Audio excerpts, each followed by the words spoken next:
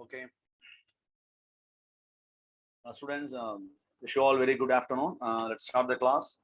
If I'm not audible, just you can stop me. Otherwise, okay, let's continue with the class. Okay. So last class, can you please guide me where we have stopped in our previous class? I think we were learning about service sector. And all students, okay, so wishing me good afternoon. Okay, so good afternoon. So I wish very good afternoon, students, to everyone, each and everyone. Okay. Now let's get into the class. Service sector, where we have stopped in service sector. Which slide?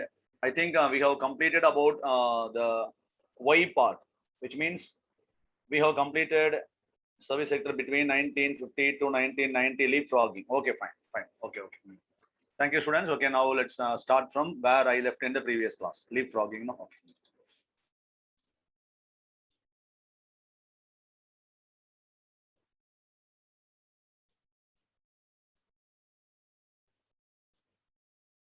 Okay. Okay, students. Okay, let's start from the leapfrogging segment.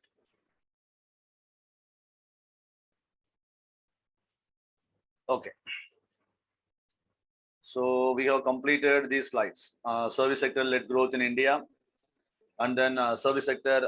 We learned some introduction about service sector, and then about India's service sector growth rate, or when it got picked up, when it got accelerated. This thing we covered, and then we have learned up to this 1950 and 90. Agri declined by 25%, but this entire drop of agriculture was absorbed by industry and service sector. But after 1990, the entire drop, the decline in agriculture was absorbed only by service sector, which means the entire loss of growth in the service sector, it was absorbed only by the in the agriculture sector was absorbed only by the service sector. The growth did not infiltrate into the industrial sector. So we say that from agriculture, the entire growth got shifted to the service. So that we mean as leapfrogging of services. And then this slide, I think this we have completed leapfrogging, and then 50-90. Okay, so up to this we have completed. Now let's learn about the reasons for that growth. Now till now we have learned about the leapfrogging. Now we're going to learn about the reasons for the leapfrogging. Okay, write the heading: reasons for service-led growth in our economy. Reasons for growth.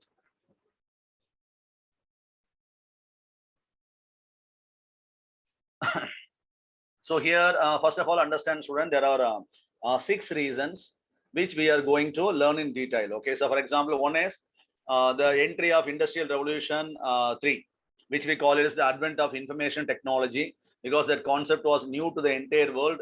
So we were able to capitalize on the opportunity easily after 1991. Before 1991, we are not having that opportunity. Moreover, our economy was not that much opened before 1991. Just minor reforms were undertaken in our economy since 80 and all. But after 1990, okay, so along with the reforms, this entry of technology, it played a huge advantage to the growth of service sector. That is a point number 1.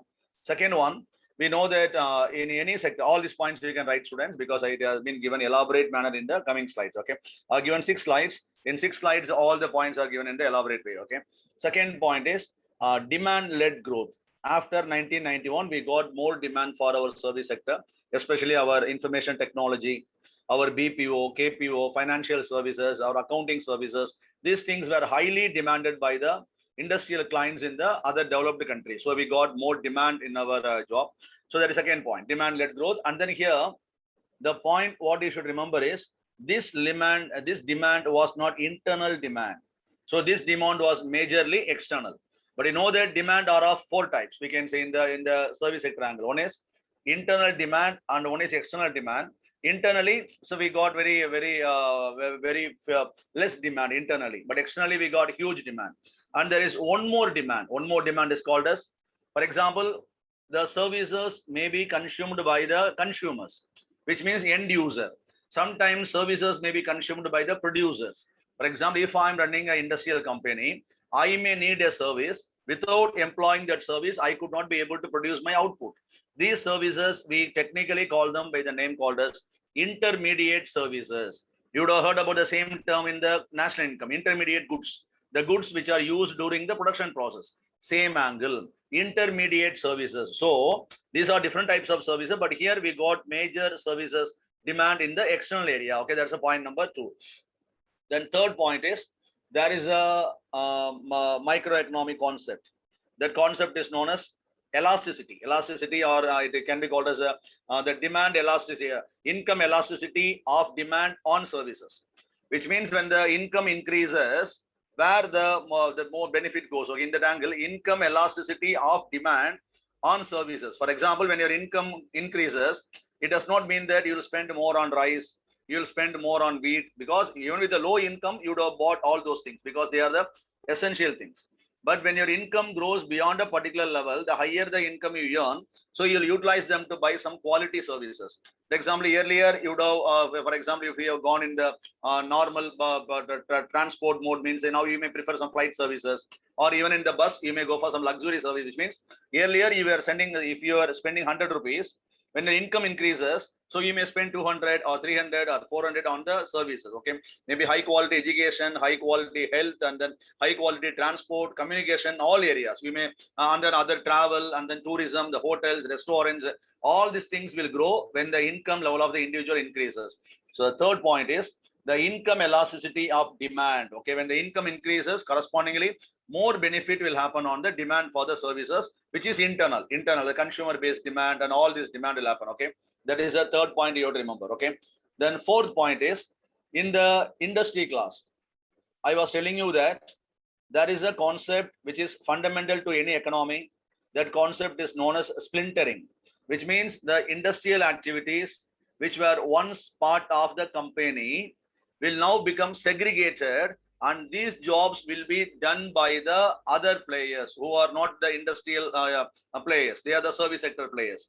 For example, a company, they may be appointing a security. So on their own interest, okay, they will recruit, they will pay, okay, he'll be the employee of the particular industrial unit. Now the company will not appoint any security services. Just they will assign the task to any service company. Now they will appoint the security guards, or the same angle, marketing. When you want to transport anything, you'll give a call. So transport company will come, they'll pack, they'll pick up, then the job will get done. Okay. Same angle, legal counseling, marketing, all these services will be done by the service sector. So the jobs which were once part of the manufacturing, for example, if we had 100 jobs in manufacturing, when the economy grows, then from the 100, we'll be having only 70. Balance 30 will automatically get shifted to the service sector, which means you'll be having the count 100, but this 70 will be coming under the manufacturing. This 30 will be coming under the service sector. Okay, but this 30, when it gets shifted to the service sector will start making more income. You will get the point, because here it is a business opportunity for them. So it is one of the factor which will aid the economic growth of service sector, which we call it as the splintering. So this is the fourth point. Now comes the next one. The next one is called as, so the major one, the economic reforms of our country. So economic reforms, it aided or it enabled more private participation, more foreign participation, the entry of goods on both sides, entry and then okay, import and exports, everything. Okay, so economic reforms, it played a vital role. Then comes the last point, which you all know. Last point is ICAR, incremental capital output ratio, which we know that ICAR is always higher for manufacturing, but always lower for service sector. With 2 lakhs, you cannot start manufacturing business. If you start also, it will be very micro nature. But here with the 2 lakhs, you can start some decent business in service sector, with which you can make some very good profit also. So people's interest automatically got shifted to the service sector. These are the different reasons which played for as advantageous factors for the growth of service sector. Let me recap, students. The point which I told is, one is the entry of the Industrial Revolution 3, or the advent of information technology. Then the demand-led growth, external demand majorly. Okay. Second one is, the next one is called as income elasticity of demand. Next one, splintering of services. Then economic reforms, then ICAR. Okay, all the points are very simple. Okay, in the exam angle, when you're using the 6 points, you can write any different type of questions in the mains examination. Okay, completely this segment is mains oriented, student, not the prelims oriented. Prelims oriented, it will be very simple nature. Now you can copy the points. So I think you all would have copied the heading. Now the next one, reasons. I have given all 6 reasons here. Then in elaborate way, so the following slides, I have given 6 slides. For this, a particular slide. Okay, for each and every one. For this, a separate slide. For this, separate slide. Okay, like that I have given. Now you can copy the 6, or else what you can do means you can copy in the, okay, for example, one slide, one point, then below that, Sub points you can write. So you can write in either way. That's your choice.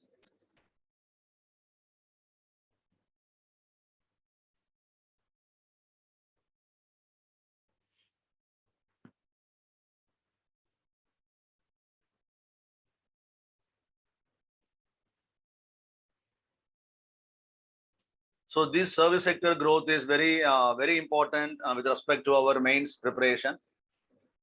And in mains, you should have the two fundamental understanding why the industry was unable to grow and why the service sector picked up. And in the mains, and even if you go for interview, these things will be definitely okay. You should have the maybe asked, and you should have the very clear understanding. And moreover, these are the very conceptual and static area. So these are not very much dynamic. So the things will not very often will be discussed in the paper. The paper they'll discuss only about the current scenario. You'll get a grasp of current understanding from the paper, but these things, class notes, will help you to get some clear picture.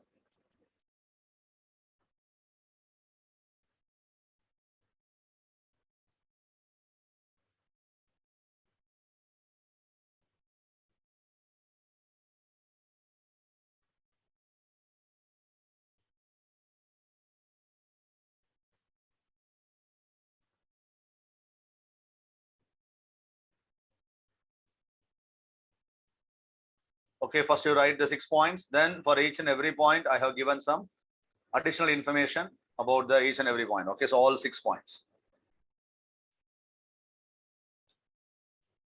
I hope you all have copied. So, okay, shall we move to the next slide? Okay, fine. Next one, advent of IT and knowledge economy. Advent of IT and knowledge economy. So for the first point, so I have given some elaboration. Okay, I've done some elaboration. Okay, so you can have a elaborate look at that particular point. So the specific point we have taken and we have dealt it in the detailed manner. Advent of IT and knowledge economy, which we mean as the entry of Industrial Revolution 3. Already we learned about Revolution 1, 2, and 3, and 4 in our previous class. So now the entry of Industrial Revolution 3 stayed as a beneficial factor for the growth of services. It's completed. Thank you, students. Okay. Growth of skill intensive and high value added sectors. Skill intensive and high value added sectors. So earlier, unskilled jobs were dominating the picture. Okay, now the skill intensive and high value added sectors. So actually, with regard to skill, we can have 4 different nature. Okay, this is for additional information I'm saying, students, for you just extra knowledge. So actually, the skill-based jobs are of 4 different types. Okay, that's how normally we apply them. Technically, we call them. Okay, how do we classify? Means when we pitch a job based on the skill means. So one is unskilled. Unskilled is how we call. Okay, where anyone can do. Okay. Second one we call it as a semi-skilled. The minor skills are required, not that much. Okay, but you need some level of skills. Okay. Next one is called a skilled job. Then next one is called as a high skilled job. Okay, this is the level what we have. So these are the 4 level how we normally we have the terms which we classify. Okay, basic understanding. Okay, so I'm just giving the information: unskilled, semi-skilled, skilled, and high skilled jobs.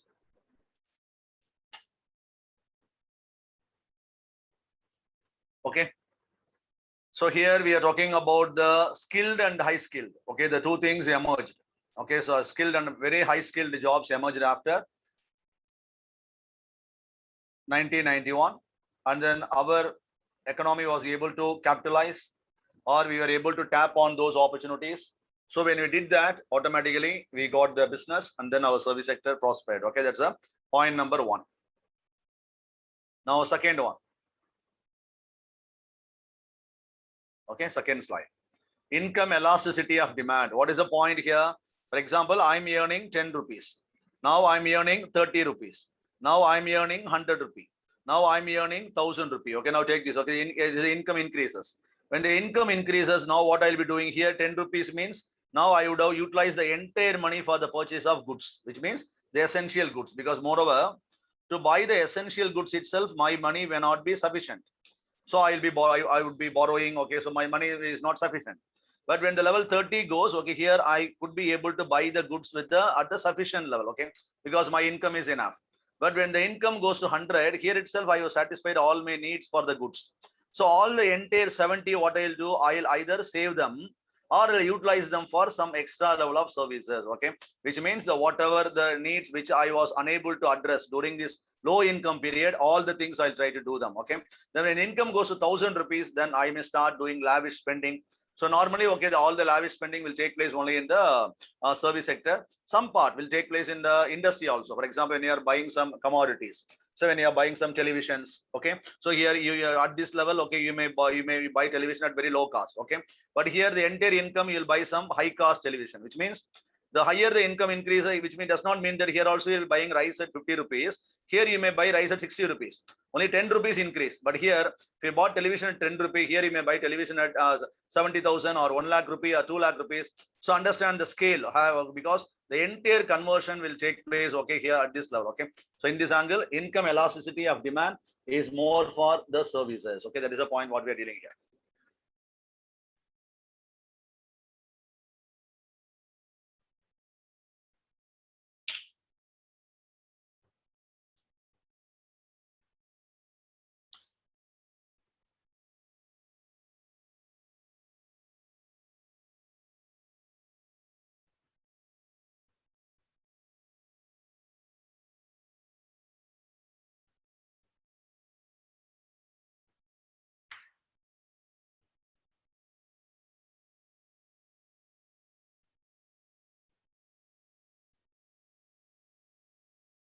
Okay, students, and then, okay, we should move on to the next point. And then as usual, students, and then during the previous classes, I'll be addressing all your doubts now and then. In between, I'll be looking at the chat box, all those things. But now, okay, so tomorrow, I asked these 2 classes as extra classes to finish the portion.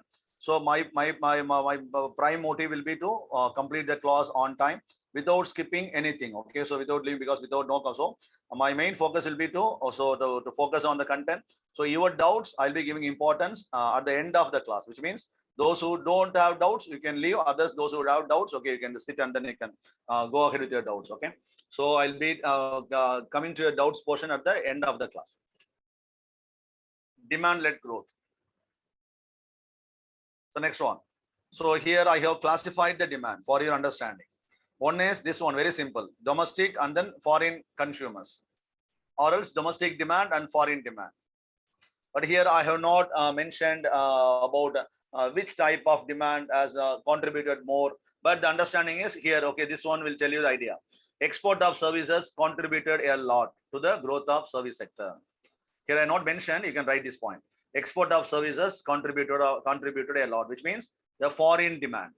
Because domestically, we were not able to provide more demand to our sector because our industrial sector was very weak and even our agriculture was very weak. And then here I have classified the services into 2 different types. One is final demand for services, which means the services which are utilized by the consumers, the end users. Intermediate demand for services means to produce a output, maybe industrial output or maybe a service output. So here you may employ a particular service without which you could not go ahead with the with your output or with your production. Okay, the services demanded by the producers. So these are the understanding, okay, what you should have on the mind. But regarding this context, what we are learning, this is not that much essential. Just overall picture is needed to understand these reasons for service sector led growth. Okay, now I think you all have copied. Avinash, last class tomorrow. Yes, Avinash, last class. Okay, so actually I have planned to, I had idea of completing the class in 4 hours normally. When I told you, so in your batch you'll be having some 4 hours class like that. Okay, but okay, so I asked for 5 hours. Okay, even a buffer 1 hour, so that okay. So today 2.5 hours, tomorrow 2.5 hours. Today, okay, next 30 minutes or 20 minutes, you'll be finishing service sector. Then we'll be getting into poverty, okay, and then unemployment. If possible, we'll start unemployment today or tomorrow we'll start unemployment. Then we'll get into investment models. Okay, with that, we will be finishing our entire portion. Okay, so I think the 2 classes, okay, so we could be able to finish. Tomorrow afternoon is our last class. Next one, splintering.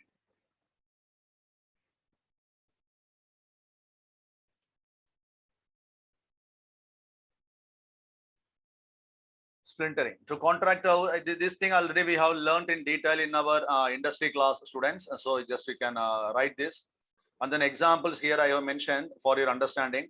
The legal services, we may be having the legal exports within our company during the early time, but after the service sector development, we may not be having our own wing. Okay, we may start utilizing the services of the other companies. Okay, other legal firms. So we'll use them. We'll get their services.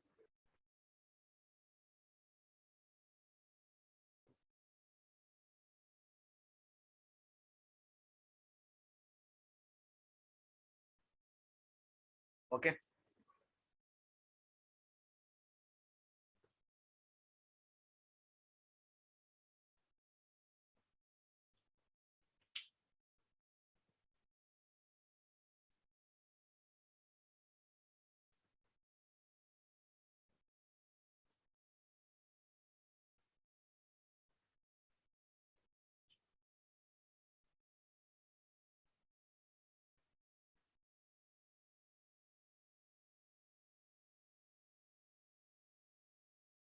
So now we are learning about the fourth reason. Fourth reason. So we got two more. Done. Fine. Okay. So next one is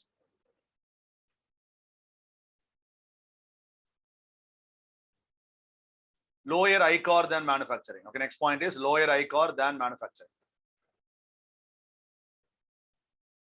Let's copy it. Fine. Fine.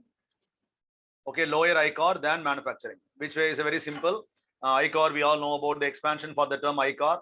ICOR is nothing but incremental capital output ratio.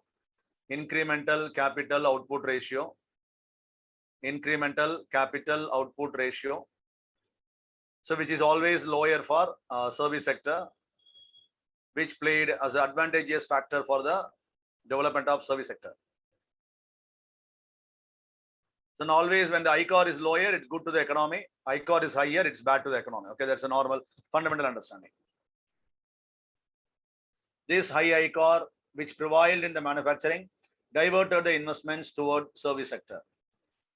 Okay, now we're going to learn about the last sixth one. Okay, now we're done with the fifth one. Now the last one, sixth one is, so the benefits due to economic reforms. Actually, students, the benefits due to economic reforms itself can be asked as a separate question. So look at the point what I'm saying, which means, so one way of asking question is critically examine the reasons which had led to the growth of service sector after 1991. So you can write all the 6 points, 1, 2, 3, 4, 5, 6. Then within the point, okay, based on the question number, the question nature is 10 mark or 15 mark, you can go elaborate, you can write in detail. Okay, is it critically examine or discuss? But sometimes they may not ask to examine the reasons. What they will ask is critically examine how the economic reforms was attributed to the growth of service sector, or how the economic reforms has led to the growth of service sector, or how the economic reforms alone has led to leapfrogging. Which means you cannot write ICOR, you cannot write demand-led growth. Demand-led growth also you can write. That demand you can write as the external economic reforms open the economy. Because of opening, we got more export opportunities. That alone you can write. But splintering you cannot write. But splintering also you can write. For example, some level. Splintering means outsourcing. Foreign companies, they started outsourcing their business. Like that, only some points you can write. But other points you cannot write. But so when the question is asked exclusively based on the economic reforms, then you should have some template. What is the template? I have given separately. So next we are going to learn about the way how the economic reforms contributed to the growth of service sector. Here I will pitch 2 or 3 points. Then following that, okay, we're going to learn about the economic reforms alone in the detailed way. Okay, so that's a 2 way we are going to cover this 6th point. First, you write in a simple way. I have pitched here. What way the economic reforms have attributed to the growth of service sector. One is our economic got liberalized. So we got the entry of this. You can, if you want to go more in detail, you can write. So you can write other points also. Our economy got liberalized. So our economy became more open economy. We got more private participation, and then we got the entry of foreign funds. Like that, you can write. So these things and all you have in your mind. You know, liberalization means you know about liberalization that we have studied in detail in our class. Okay, so liberalization is the broad heading I have given. Based on the broad heading, you can write any number of points. Okay, that's that you can do according to the need of the question in the examination. Then inflow of foreign capital. We got huge entry of foreign capital in the service sector after 1991. Then this one, external demand. External demand, which means exports or the outsourcing business. Outsourcing. Foreign people, they started outsourcing their business to India. We got many more projects. Okay, so like that, you can write the service sector, the economic reforms based service sector points. Okay, so here I have limited my points, okay, with the 3 points. But here, when the question is asked in examination, how the economic reforms alone has contributed, there what you can do means you can write any number of, you should be in a position to write many points. How you have to write, that's the next segment you're going to learn. So till now, we have completed in what way.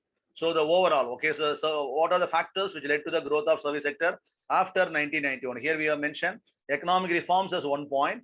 Then we have written about ICOR. Then we written about splintering. Then about demand led. Then about industrial revolution 4. Then we learned about the income elasticity. Now we have to learn about the next one called as this economic reforms alone. We have to learn in detail. This already we have dealt in our manufacturing class. What is economic reforms? L. What is P? What is G? Then within L, what happened? Within P, what happened? Within the G, what happened? All these things you have to write separate manner. Okay, that is the way you have to write in the examination. Okay, example, I have given the template now. The heading, 1991 reform strategies versus growth of services. So exclusive focus we are going to levy on the economic reforms.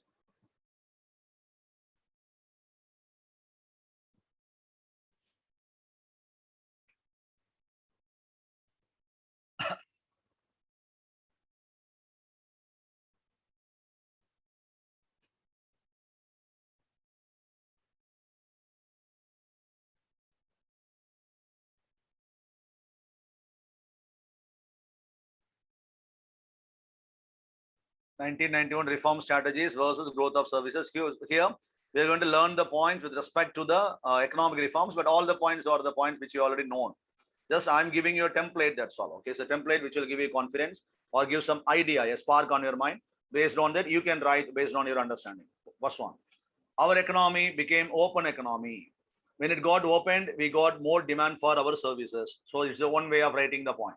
Our service sector got more opportunities. But before 1991 also, we became open economy after 1970 and then 80. But here more dramatic reforms took place. It actually gave more demand, so that you can make it as a one point. So here I have given more than 10 points, students. So it's you can write according to the points what you choose. Next one, till 1991, our economy was completely regulated or completely dominated by the government, more restrictions, more regulations. But later on, our economy was given free hand, market determined economy. Okay, this played was one of the advantageous factor. So the point I have given as a heading, okay, this you can write in a expanded way, okay, in the examination. You can expand them, then you can write. Then till 1991, we were following the approach of substituting the imports with domestic production, which means we stopped our own exports and also we curtailed the imports from other countries. Correspondingly, other countries were also putting more restrictions on our exports. But after 1991, we became the member of WTO. We tried to become the globalized economy in the global chain. So correspondingly, we got more demand for our services, which we were able to do without much more restrictions because of our change in the approach. So all the points are I'm expanding. So you can expand based on the understanding what your learnings, okay, what you got in your previous class, okay, in the industry. All these points we have learned in detail. Next one is licensing, reservation. So these are the restrictions, okay, these are the roadblocks. We removed all the roadblocks, okay, all the obstacles after 1991. So we limited the license to very few sectors. And reservation concept, we made it changed as, got it changed as de-reservation. So all these things enabled the picking up or acceleration of services. Then this one, the same point, the second point is actually written in the different format. Same point, nothing new. State intervention to facilitation. State started giving support. Earlier, state was doing the monitoring mechanism. State was doing the supervising role. But now state started doing the facilitating role in the economy. Same point, but you are writing in the way here you emphasized on regulation, emphasized on the restriction, but here you are emphasizing on the support.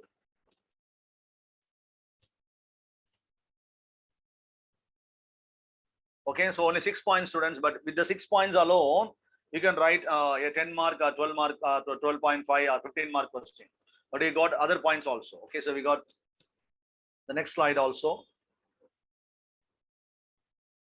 So you write the heading alone. So need not write the points, because the points you can write according to the your own. Okay, so the way of writing you can write. Okay, it shows your individuality also. So it makes the difference in the examination also. So and the next one is state controlled credit. Okay, here we are, earlier we talked about state controlled regulation, then state facilitation, but here we're talking about the specific point, state controlled credit, which means when the lenders are trying to lend, then rate of interest, the quantity of loan, or which means the volume of loan, everything was fixed by the government, which was means more regulation. But government deregulated the financial sector, not only in India. So at the time, correspondingly, okay, US was also doing more deregulation. So it was a win-win situation for both people, or on both sides. So deregulation of interest rates. The lenders can determine their own interest rate according to the nature of borrowers, or according to the risk involved with the lending, or with the risky nature of the borrowing. Risky element, they can determine. So they were given free hand. Then from the politically administered prices to market determined prices, the participants are allowed to determine their own prices. So which would have acted as a inducement mechanism. Then same angle. Here look at the point. So many people, they don't know that there was a market existing which was called as a capital market. Like that, there was a scenario at that time. People are not having any understanding. But now, after 1991, so we have made more deep penetrations in the capital market. All the instruments, okay, it made a good progress. Now it has come to some considerable level. We know about the market, financial market. We know about the within the financial market, what is meant by capital market, what is meant by money market. So all the instruments. So all these instruments are acting as a very viable commercial instruments for the people to mobilize resources during the time of need. But all the market became more transparent. Okay, the market became more liberal, capital market, everything, all the things happened after 1991. Earlier, foreign investors, they cannot enter into our primary market, they cannot enter into our secondary market. So they cannot buy our securities, they cannot, or else in specific, they cannot buy our shares or bonds. But now, okay, so we are liberalized to such an extent, which enables us to generate money both in our domestic market and also in overseas market. Then earlier, we were just focusing on the high tax rate. We thought that high tax rates will fetch more revenue to the economy. But now the perspective got completely changed. Now the point is not about high tax rates and then generating revenue. It is about the high growth rate, and then to trigger the high growth rate, you'll be having low tax rate. Low tax rate will trigger high growth rate. Because of high growth rate, you'll get the more income. So the perspective, so the high growth rate is the main target what we have. So to induce growth, you reframe the tax policies or tax structure or fiscal policies accordingly. So all the points I'm not giving students any notes, students. So I have given the bullets, 6 headings. So and then you all have very good understanding in core economics, and then in general economics, all areas we covered. With that understanding, and then what you read in the paper, you should be able to expand the points, and then definitely you will do it. I know. So I'm not giving any notes for the points under the each and every heading. Okay. So just I'm explaining. That's all. Now next one, the last slide for reforms. You know that before 1991, we were putting high import duties. High import duties means when the goods are coming from other countries, we were putting more restrictions. But now we got moved on to the trade agreements. You know about different agreements, preferential trade agreement, and then free trade agreements, customs union, common duty, okay, sir, customs union, common market. So like that, we are creating some platforms which will remove these restrictions. But earlier we were focusing more on restrictions.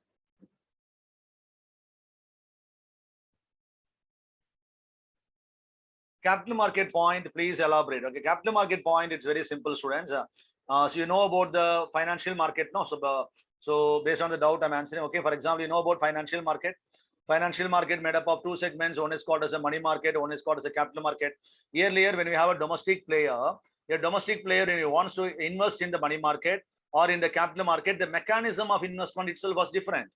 Unlike, for example, now imagine that earlier we had the physical certificates. You have to buy the securities, which means if I buy securities, I'll get a bunch of documents, and then everything was in the material form. Then after 1991, we got them converted into dematerial form, which means electronic format.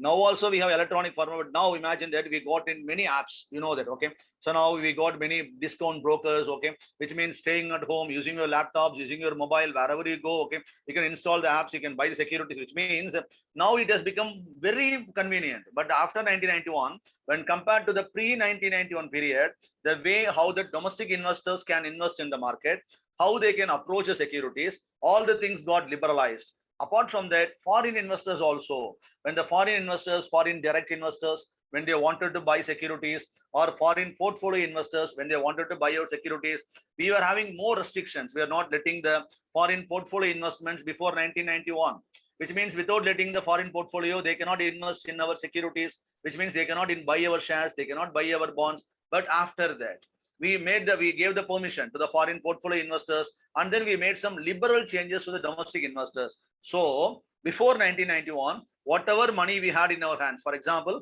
if we have some 100 rupees, the people were putting the 98 rupees only in the banks. 2 rupees where people are putting in the security market, which means in the bonds or shares. So if a company is trying to mobilize the funds through the selling of shares, company was unable to generate. Because why? People were not showing interest. Why? The market was such in a rigid shape. But 1991, we made some more changes. Okay, so we made more regulations. We brought more awareness. We brought more education. So in the angle you can understand. Okay, so this is the point what I mentioned in the underdeveloped capital market, very primitive, where you cannot rely on them. So now when you want to generate some 10,000 crores or 20,000 crore, 50,000 crore, you can generate by selling shares or bonds. But that was the nature, not the nature. You have to depend on the banks. When a company, if you're running company, you have to depend only on the banks. You would have heard about the concept called as sovereign bonds. Sovereign bonds means the bonds released by the government. One more type called as the overseas sovereign bonds. So these overseas sovereign bonds means the bonds sold by the government in abroad. So when you are going to the abroad, other country people should have confidence about your market. If they don't have the confidence, they won't invest in your securities. But before 1991, the foreign investors or domestic investors, they were not having confidence because our market was built or structured in such a way. But after 1991, we made more liberal changes. That's the point, Jyoti. Okay. So now let's move on to the next one. Now, right, the same thing, restrictions on FDI to 100%. Restrictions on FDI to 100% FDI and FPI. So this is the progress I have mentioned.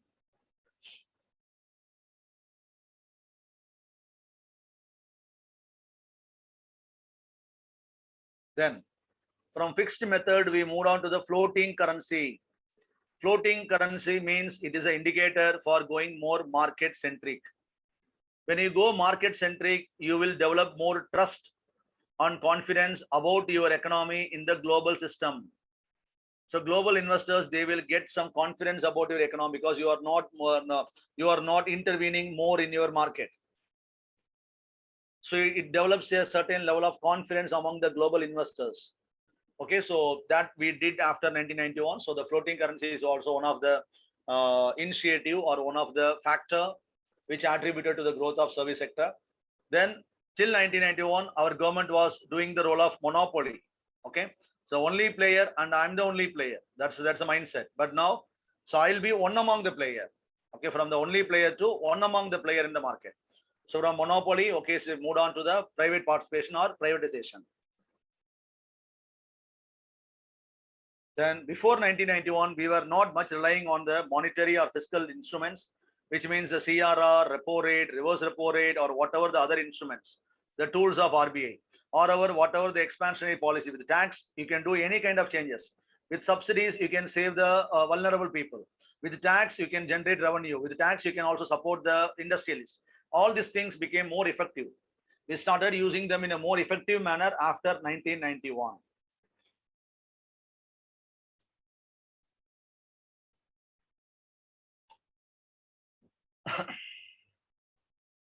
Copied, fine. Okay, so here I have given 1, 2, 3, 4, 5 in the previous slide, some 5 points.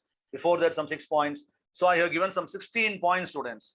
So in the exam angle, when any question is asked, okay, in what way the reforms have contributed to the growth of industry in India's service sector? Critically examine, discuss. So you can write beautiful answers with the points what we have. Here I have given 16 points, but don't write the bulletin points alone, bullets alone in your paper. Try to elaborate the point if the elaboration is needed.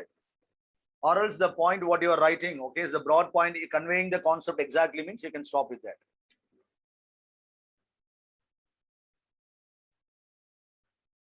Okay, so this is all about the reforms contribution to the growth of service sector. With this, we are finishing. Now we got the pending segment. Okay, the next important segment is we are going to learn about the GATS agreement and its type of classification of international services. Okay, next one. I think hope you all have copied. Next one.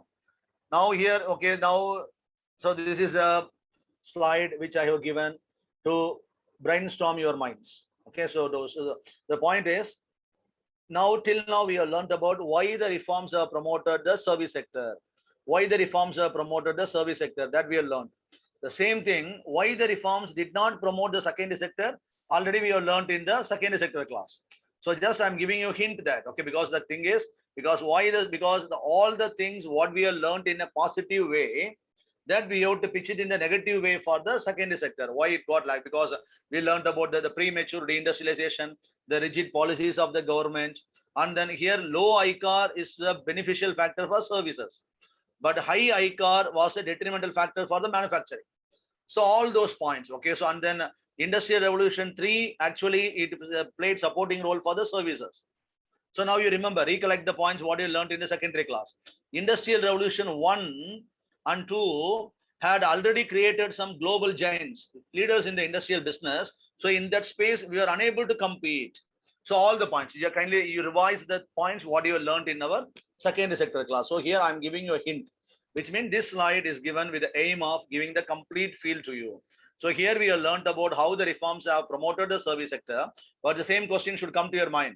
Sir, then why the reforms did not promote the secondary sector? For that, all the points, what you learned now, so the premature deindustrialization, improper jump, the stagnation of secondary sector. So that we have done in our secondary class, okay? So here, for your understanding, I'm concluding in this way, okay? But all the points already we have covered.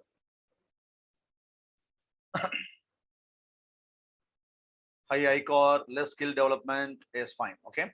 80s onwards, government started more investments in industrial sector, and because of high spending, no, okay? From from the 47, okay, 50 onwards, okay? Government started more investments in industrial sector, okay?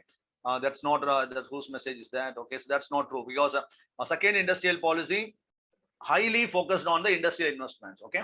So we cannot deny the fact. But actually when the years progress, okay, because the level of capability increases, then you may be able to do, because of the percentage, because at the time whatever the minimum we had, we did our maximum. Then later on, when they were, example, a early stage, a person when he gets employed, his salary may be 10,000, okay? The 10,000, okay, he would have met all the demands of his family. But later, after 10 years, okay, his salary may become 2 lakhs, okay? With the 2 lakhs, if he's spending some even for 30,000 rupees for family expenditure, so this percentage is very, but here 30 and 10,000 is different, okay? But if the entire you are spending, because with the less potential, with the less capability, what you had, okay, we did our maximum, okay? So we cannot say that only after 1980 we made some reforms. So we made the considerable investments also, but we cannot deny the fact that with whatever scope we had, with whatever resources we had, we did our maximum, okay? Because that's why we call our second industrial policy as a policy which focused on industrial development and industrial investments alone, okay? So this you keep in mind. Okay, now this slide, you kindly, this is statistical information, students. You can write the occupational structure. Occupation, how the service sector started giving. Already in the secondary sector, we have learned about how the occupational sector got stagnated in manufacturing. But here we are learning about the progress, the mild progress. But here also, it's not that much, it's not employing that much, because it's not giving employment opportunity in a larger scale. Because in the service sector also, we have attached a word called as jobless growth. Remember, okay? That's why still we have more people depending on agriculture.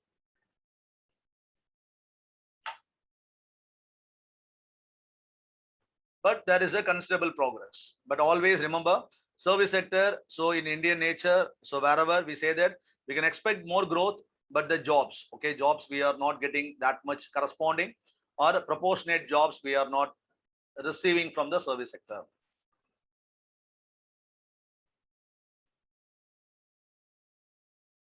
Okay, so next one.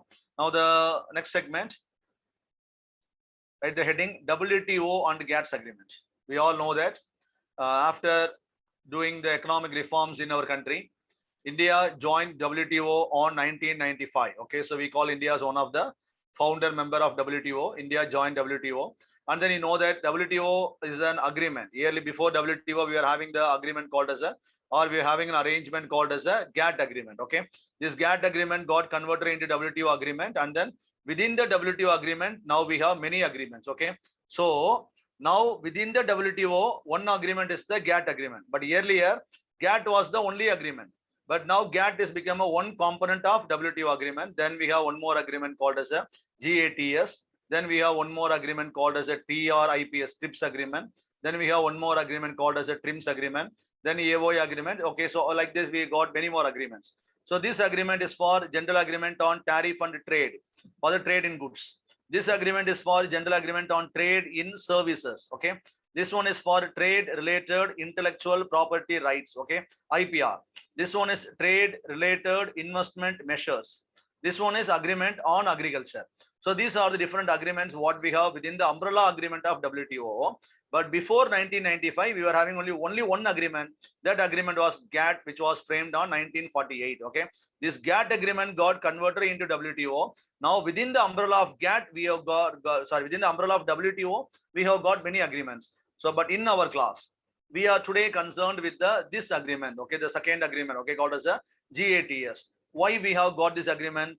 This agreement frames the do's and don'ts. For example, if India is getting involved in the international trade of services, what I should do, what I should not do. So the do's and don'ts for the international business people, okay, is actually is mentioned through this agreement called as a GATS. Okay, because this agreement prescribes the do's and don'ts for the international trade in services. Now comes the question. Okay, the GATT says the do's and don'ts. Okay, how much you can tax, levy, you can, what restrictions you should not put, like that they are mentioning. Okay, but now what is meant by international services?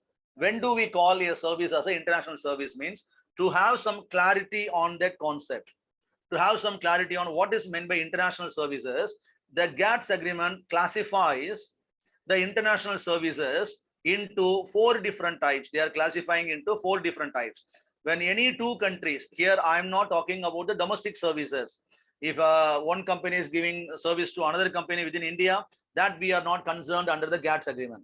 If India is giving a service to US or UK, or India is getting a service from US or Germany or Australia, then we call them as international services. These international services normally get classified into 4 different types. What are the 4 different types? Here we call one type as the mode 1, the second one called as the mode 2, then the next one called as a mode 3, then mode 4, like that we call them. Okay, mode 1 we call it by the term called as a cross-border supply. What is that? I'll explain you. First one, let's understand the name, cross-border supply. Second one, we call it by the name called as a consumption abroad. That is second type. Okay, consumption abroad. Then third type, what we have is called as a commercial presence.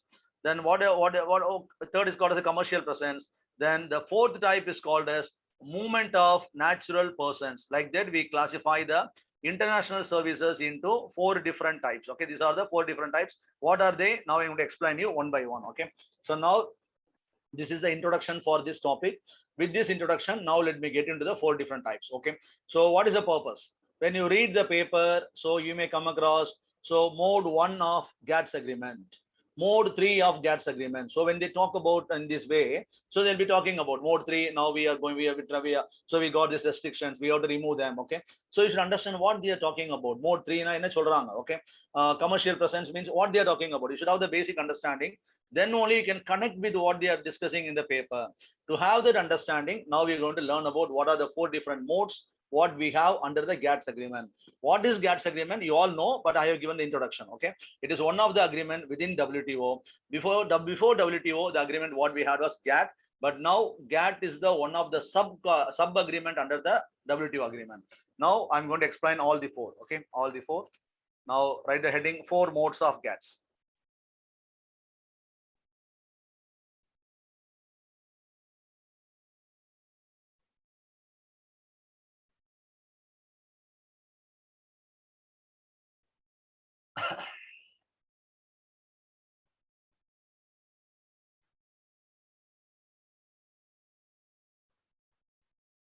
Because of 3 wars, we are not able to allocate more money to the industrial investment after the wars from 80 onwards. Yes, that may be okay.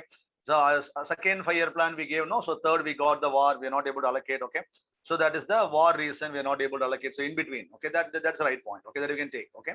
So due to war, we are not able to allocate the funds in a consistent way. But after 80, we are able to allocate. Yes, that in that way you can write. Okay, now 4 modes of GATS. What are they? First one, you write the first one alone. I'll explain. Then you can write the second one. First, you write under the 4 mode. You write the mode number 1, cross-border supply. Write the mode number 1, cross-border supply. Okay, now I'll explain you what is meant by cross-border supply. What is cross-border supply means, students? Here to understand the context, I'm going to take the help of 3 different terms. What are 3 different terms? One is, let me write it here. One is what happens to the service receiver. Okay, what happens to the service receiver? Okay, so one term I'm going to use is service receiver or service recipient. Next one is the service provider, the company. Okay, so which provides service. Third one is the service itself, service.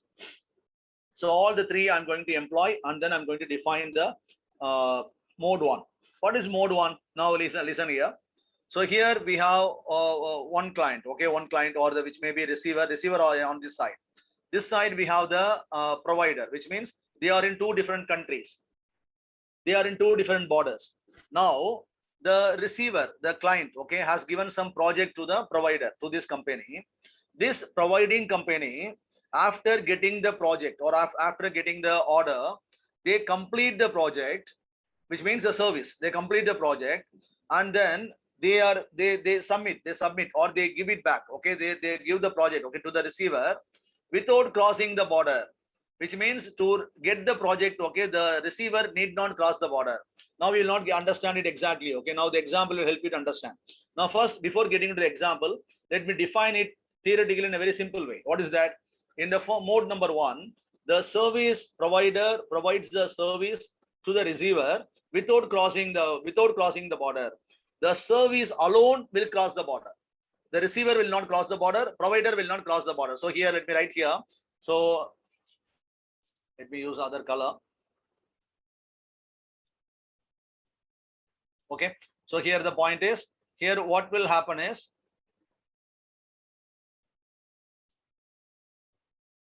for example, here we have the,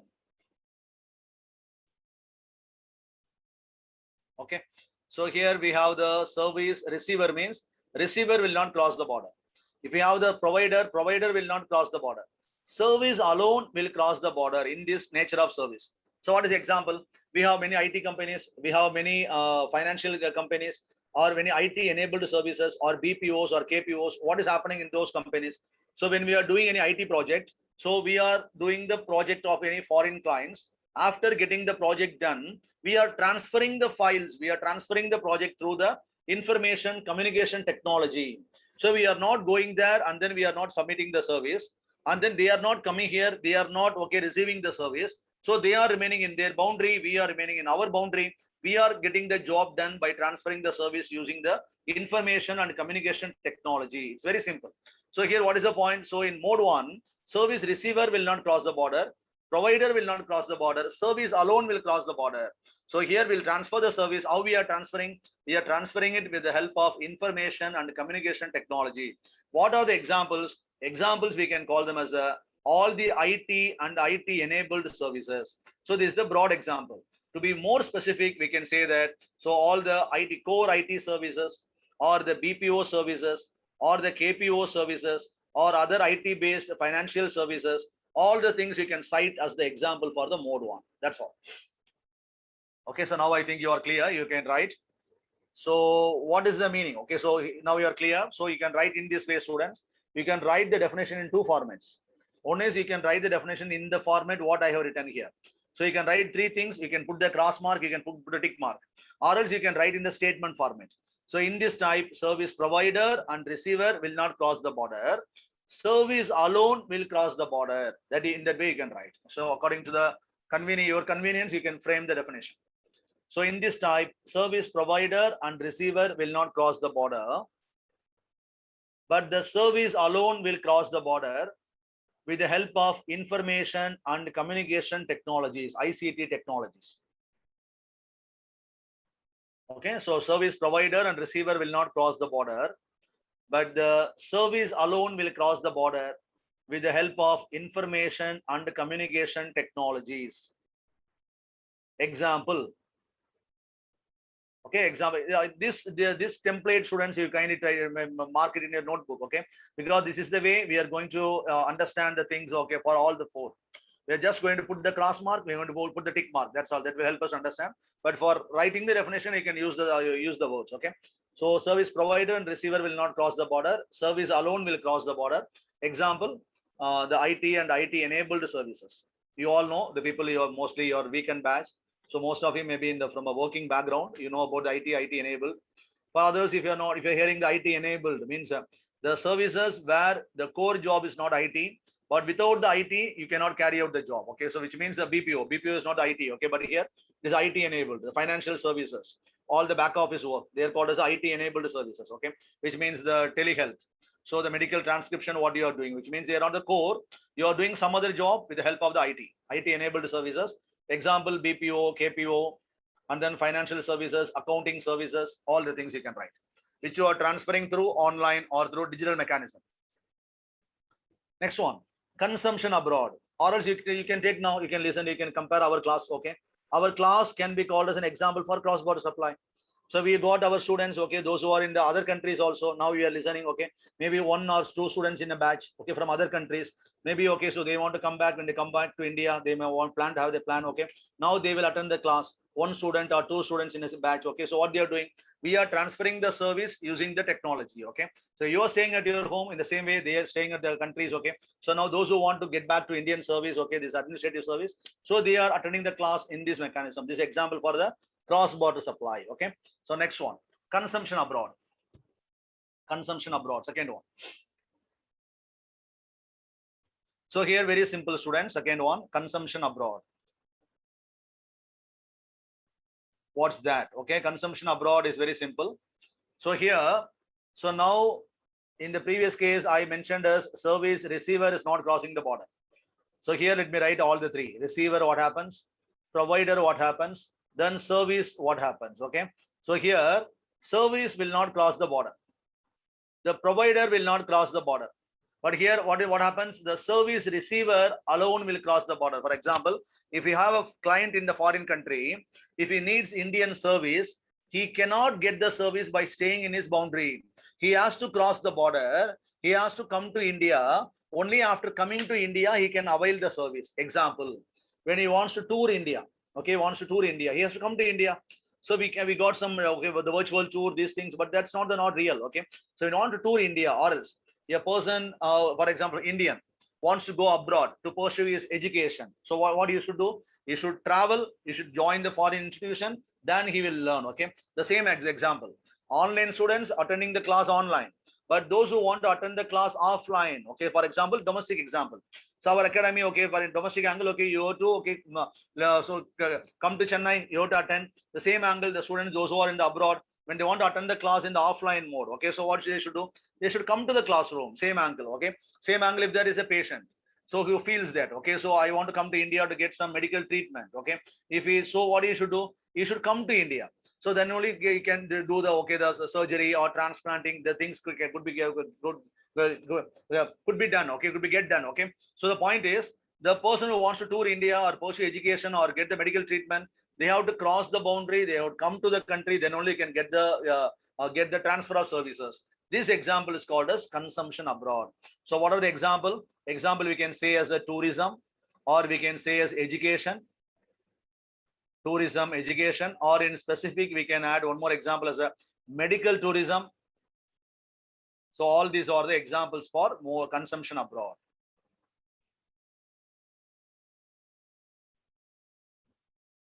Okay, so here I have explained it using the two cross marks and tick mark. When you want to elaborate that same thing, you can write in this type.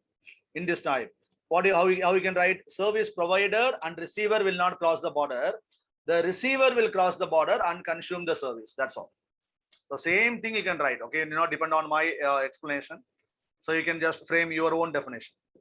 So in this type, the receiver will cross the border and consume the service. That's all. That is called as mode 2.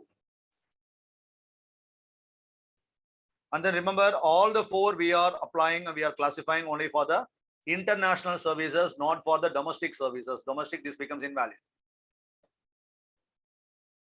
Then comes the third one, commercial presence. Third one, commercial presence. Now you can frame automatically. Okay, now what is how we can frame? Now look at the three. First case, receiver was crossed, but here we have just opened the gate for receiver. The receiver crossed the border. In this case, service provider did not cross the border. Here also provider did not cross the border, but service made the made the move in the first case. So service has made the move, receiver has made the move. Now who is pending? Only the provider is pending. So here, so let's write it in that way. Okay, so now the thing is, okay, look here. So here the service receiver will not cross the border, and then service will not cross the border, but service provider, no, service provider will cross the border. That's all. So what is the example? So now if we have a foreign company, so or else you take Indian company. Okay, so Indian company, so our IT companies, so when they got their branches in India, by having their branches in India, when they are giving services to the foreign clients, we call them as a cross-border supply. Okay, or else when our IT companies, they go and open the branches abroad, or Indian banks, they are going and opening the branches abroad, or foreign banks, they are coming to India, or foreign institutions, premier institutions, they are coming to India. They are opening their schools, they are opening their colleges, they are opening their hospitals, they are opening their banks in India, which means all these are the service providing companies. So when they cross the border, and then after opening the branch in India, after having the permanent establishment in India, when they start giving service, it is called as a commercial presence. Commercially, you are locating your company in another country, another boundary, then you are rendering your service. That's all. Okay, so in first case we made the movement of the service. Second case we made the movement of receiver. Third case we made the movement of service providing company. Okay, so what is example? Example is, now we want to frame the definition, means first you can write definition. So in this case, receiver will not cross the border, service will not cross the border, but service provider will cross the border, open their branch in the foreign boundary, and start rendering the service. Open their branch in the foreign territory and start rendering their service. Okay, example. What are the examples for commercial presence? Foreign banks in India. One example, foreign banks in India. Foreign banks in India. Okay. Foreign hospitals in India. Foreign hospitals or colleges or schools. Foreign hospitals in India. Indian hospitals abroad. Indian banks abroad. Indian IT companies abroad. Anything you can write. Okay, so any foreign service providing, that's all. Okay, anything, whatever you are observing in the economy, you can write. Any service sector.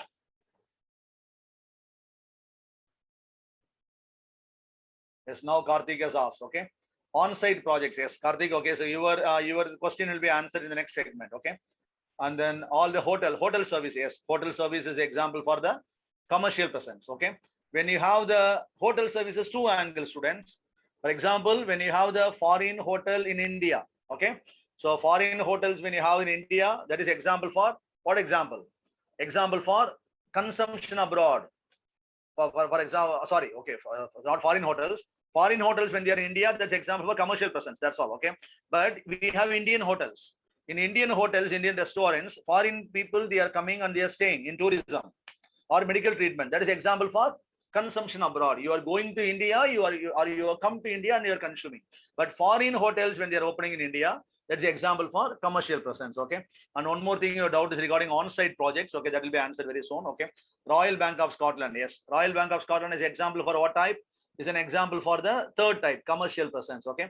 The earlier name we called as ABN AMRO. Now we have RBS. Okay. Or Citibank, HSBC. So all those foreign entities, okay, they have the direct presence. So they have partnership, whatever may be. When they got their institution established in our territory, we call them as a commercial presence. Okay. Sri Lanka, okay, can be stated as an example. Okay.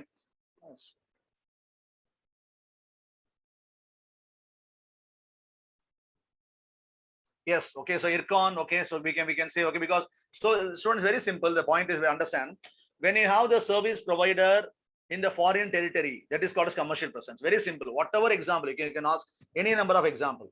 For example, when you have the foreign companies in India, we call them as a mode 3.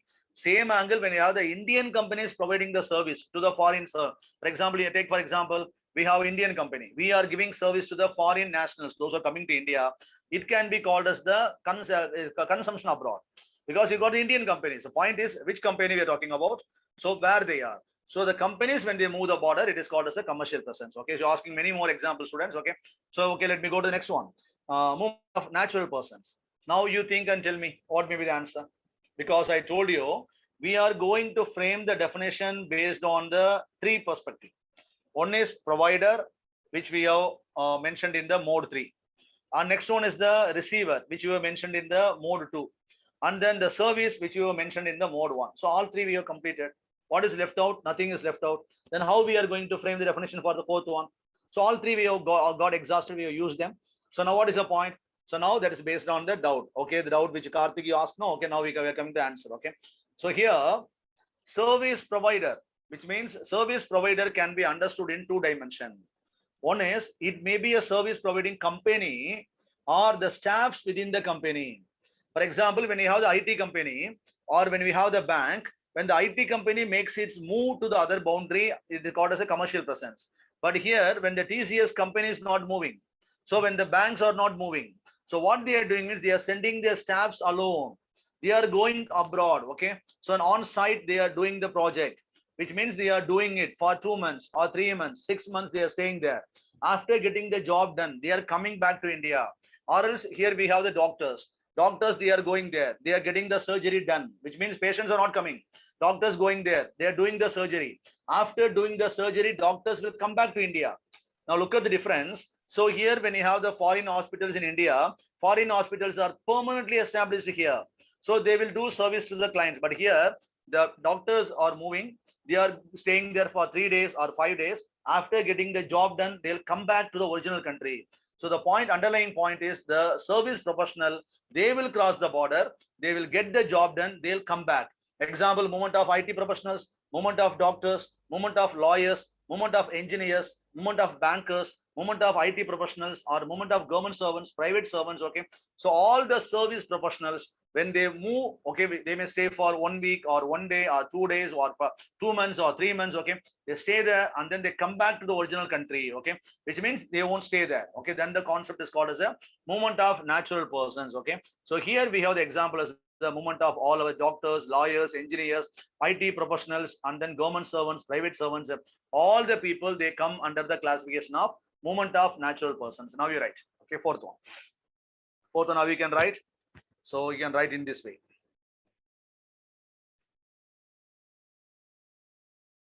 So here, service will not cross the border. Point number 1.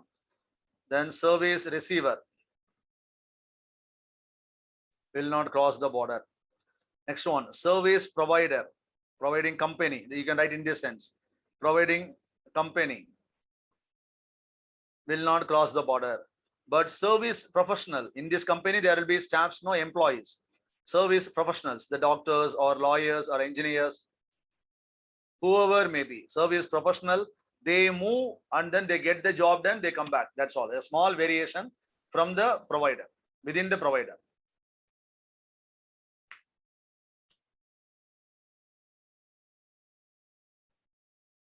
Anything, students. So when we are, so the immigrants and then service provider cross border, but not service provider cross border, but not commercial purpose. Okay. So now here, okay, it's a commercial or non-commercial. Okay. So everything, okay, so we call them under the 4 different modes. On-site, SBI, ONGC, Videsh, yes, okay. ONGC, Videsh, okay, many more collaborative partners, yes. Whatever, students, okay, you are sending me many messages, okay. So whatever may be the plot of your message, the point is the 4 points you apply. Make it as a thumb rule, then automatically get the answer, okay. One is when the service alone crosses here, okay. Service movement, okay. Here you can write service alone. Consumption abroad, here the service receiver crosses. Here service provider crosses. So here in within the service provider, the professionals, they make them.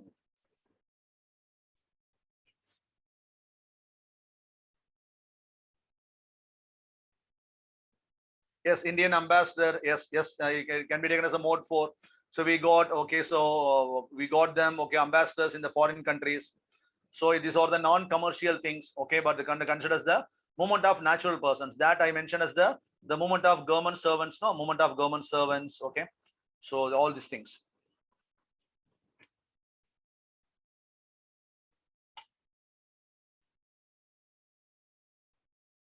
Okay. And then, okay, so let's okay, with this we are finishing, students. And then, okay, so these are the 4 different modes. What here now we got the clarity regarding the all the 4 modes. Okay, now when you read the paper, you'll understand the remaining picture. That's all. Okay, so when you read the picture, you won't be having any connectivity issue. So you'll properly get connected to the things which what they are discussing in the paper or in the news channels. Okay, so whatever they are talking, okay, you'll understand. Okay, now we are coming to the end portion. So we'll take a break after finishing this segment, students. Okay, we got 2 more slides. So after finishing service sector, let's go for a break. Next one, challenges. Challenges in service sector. Challenges in service sector. So this is the last slide, students. Okay, so challenges in service sector.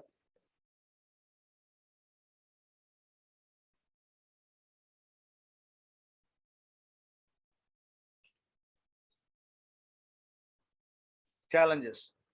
So first one is growth driven by external demand. Challenges is our entire service sector growth is based on the external demand. We don't have the internal demand for our services. We have means that's in the negligible level. So whenever there is whenever the global business gets hurt, correspondingly our demand is also getting hurt. Growth driven by external demand, which is subjected to the frequent oscillations. Then same point, okay, external demand means subject to the global shocks. So globally slowdown, globally recession means our service sector is getting frequently affected. Then we all know that, okay, so service sector, whatever the growth or the business what we have is actually due to the business what we are getting from the global communities. We don't have a strong agriculture, we don't have our own strong industrial sector. When you have our own strong industrial sector, then actually we could be able to get the demand for our services internally. But we are getting the demand for our services only externally because we have a weak manufacturing sector.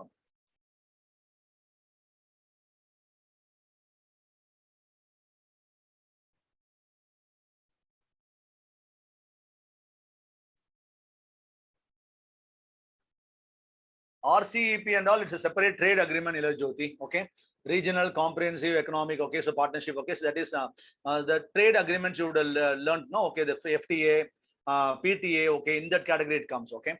And then next one, okay, for this non-commercial, okay, here the point, very simple, students, okay, so GATS is all about general agreement on trade in services. Look at the catchword, okay, it is about trade, okay, talking about trade. So the trade in services we are classifying. But other non-commercial we can call in this way, okay, but we don't have that much regulation restriction because they are non-commercial, okay. We may be going for a government objective, okay, that cannot be. This is, we are talking only about the trade. So don't confuse the trade scenario with the non-trade scenario. Okay. So non-trade is the normal. Okay. So when you're applying, okay, there's different formalities, that the different visa procedures. Okay. You know about the online visa, everything we have. We don't put them under the GATS agreement, this classification of this. We have for enabling the trade in services. Okay. It's not about the other non-commercial. Don't think about this. Is about the GATS agreement we are dealing. Okay. GATS means General Agreement on Trade in Services. Okay. So under the agreement, when you look at all the four, you won't get all the other doubts. Okay. So all the small doubts when you emerge means you can address them by you having this plot in your mind. Okay. And the next one is exchange rate is highly fluctuating. Okay. So volatility of exchange rate. You know that our currency is a soft currency and then subjected to the global shocks. Frequently, we have the ups and downs in our economy. So our country currency gets affected very severely. But here the plus point is, you know that we are highly export. The thing is export based economy in the service sector. So exports always gets benefited during the depreciation. So our currency, okay, when it gets depreciated means, okay, we are benefited. You know about the economic logic which you learned in the external sector, no? So when the currency depreciates, you can enjoy more profit. Okay, but even though it's a fluctuating, the depreciation actually favors. But sometimes when it appreciates, means it's affecting, it's making an impact on the profits. So this is about the soft currency nature and the international limitations. Okay, here Nilar Jyoti doubt you asked. No, okay, this you can we bring here. Okay, international limitations like trade barriers, trade protectionism, and other mutual trade agreements which led you to entry of the product only from the particular countries, the agreements what you make with other countries, or the stop, okay, or the halt what you do on the other countries services. So these things are restrictive. Okay, so the agreements are enabling to the partners, but to the others, okay, they act as the challenges or as a hindrances. So these are the challenges what we have.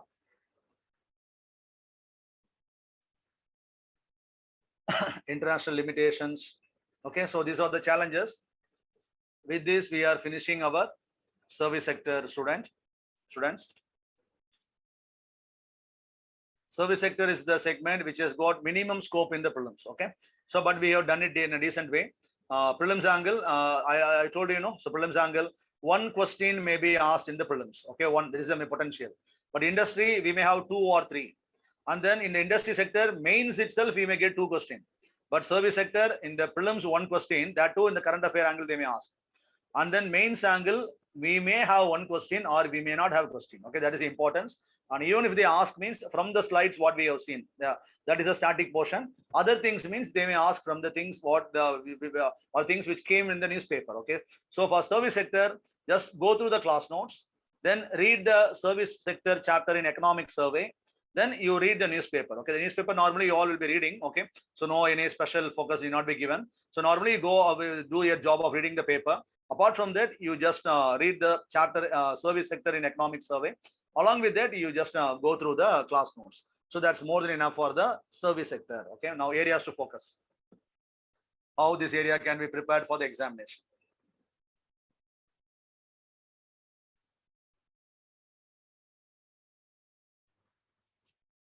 Doubts, okay, students here and there. Okay, so you're getting doubts. So that I'll address the end students, okay, because I'm answering doubt means slowly, okay. So areas to focus. So as I told you, the 3 areas: newspaper, economic survey, class notes. All these 3 are more than enough for conceptual or static area.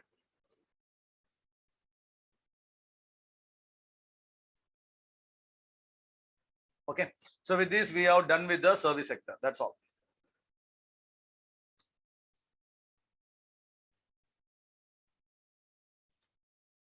You all take a break, students. Take a break for 5 to 10 minutes. Then let's assemble after 10 minutes. Then let's start with the next chapter, social sector. Okay. So now the time is 3:27. Let's assemble back at 3:37. From 3:37 to 4:30, let's have the second session. Okay. Okay, students, take some break. Have a break.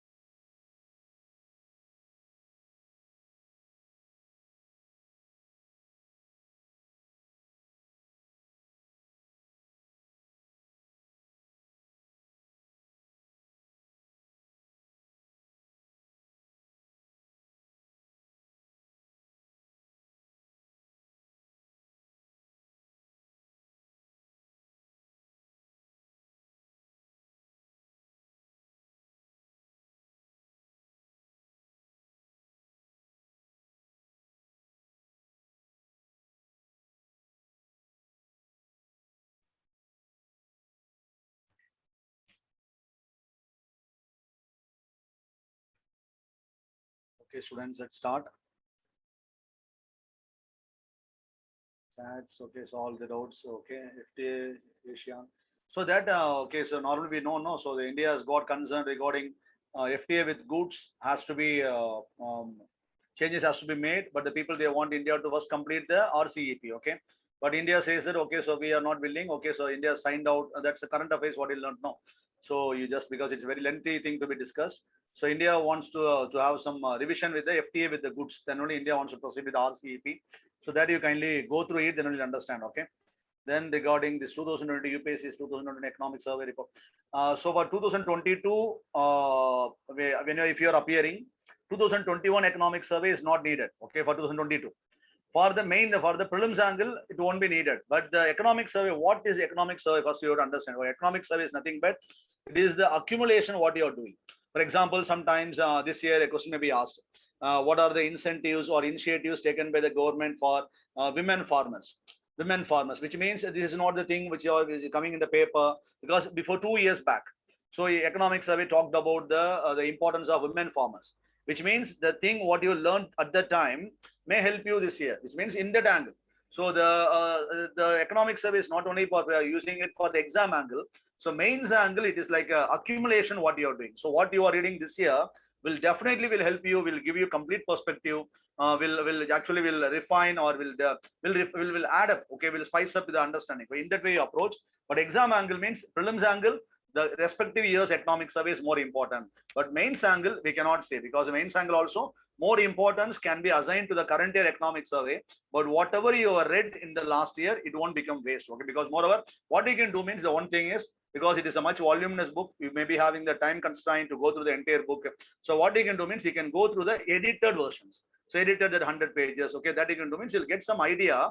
Then okay, next year you can go through the entire book if time permits. Okay, so economic survey once you read means you'll get some very good confidence about economy. Okay, that is all about. Okay, not so then the exam angle whether it's useful or not, that's different. Even interview when you try to attend any sort of economic questions, so the way how you answer will become different. Okay, when you first at least once when you read the economic survey. Okay, in the angle you approach. So exam angle only the respective year's economic survey is more important. Okay, that's the answer to your question. Okay, now students, let's start the next segment.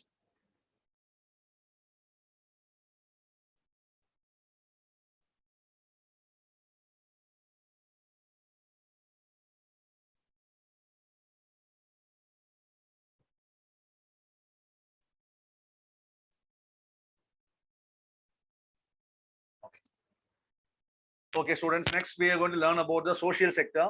So social sector actually is all about the schemes, is all about the programs, so which you normally read in the paper and economic survey. But here I'm going to teach you about the things which will not be coming in the paper. So which you cannot actually see in the paper. So those things we are going to learn now. Okay, not about the schemes which you are coming, which we are coming across in the paper.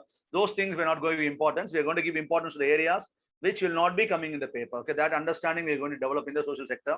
So social sector, the first segment we're going to learn is about the two segments we're going to learn are poverty and unemployment. First, we're going to learn about the unemployment and poverty. So first, I think we're going to learn about unemployment. Okay, so first you write unemployment and poverty, two things.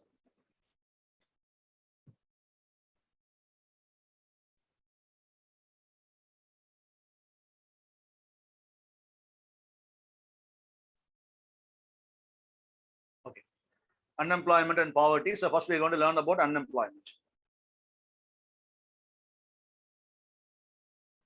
So first of all, what is the definition for the term unemployment means here? Normally, when we think about this term, we all think that the people, those who are jobless, all the people, those who are jobless, we think them or we call them as unemployed, but that is not true. Okay. So all the people, those who are jobless, they cannot be called as unemployed. For a person to be called as unemployed, two things are the pre-requirements. One is the person must be eligible. First, that's the first category. Person must be eligible for employment. Then after being eligible, the person must be willing. What willing means? A person must be willing to work, which means a person must be seeking for a job. When both the conditions are met, then after meeting these two conditions, when a person remains jobless, then we call that particular person as an unemployed person. Okay, this is the proper understanding what you should have in your mind. Okay, what do we mean by the term eligibility? What do we mean by the term willingness? Everything we'll learn in the coming segment. First of all, you write the basic definition for the term unemployment. Okay, write the definition.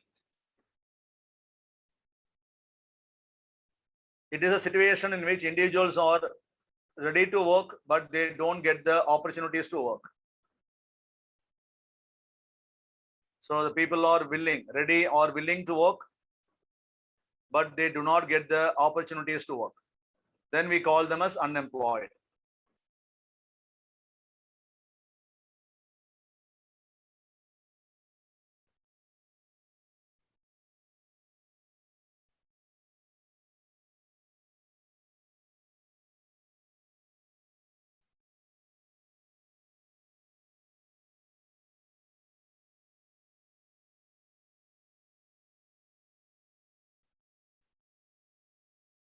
Okay, this is a situation in which individuals are ready to work, but they do not get the opportunities to work. Okay, we call them as unemployed. Okay, so now next one. So what are the causes? Causes for unemployment. Okay, we all know the base. Let's learn about the basics. In an economy, when the population grows, at a rate lower than the economic growth of a country, which means when the economic growth is 2%, but the population is growing, or the dependents, okay, the workforce, they are growing at a rate higher than the economic growth, then the economy may not be able to offer them employment opportunity. That's a point number one. So mismatch in the growth rate versus the population. So that's a point number one. Second one, we know that agriculture, the one sector, is highly seasonal in nature, which means it is unable to provide jobs during all point of time. So sometimes we are able to get plenty of jobs, sometimes there is no job. So we are encountering seasonal unemployment in agriculture.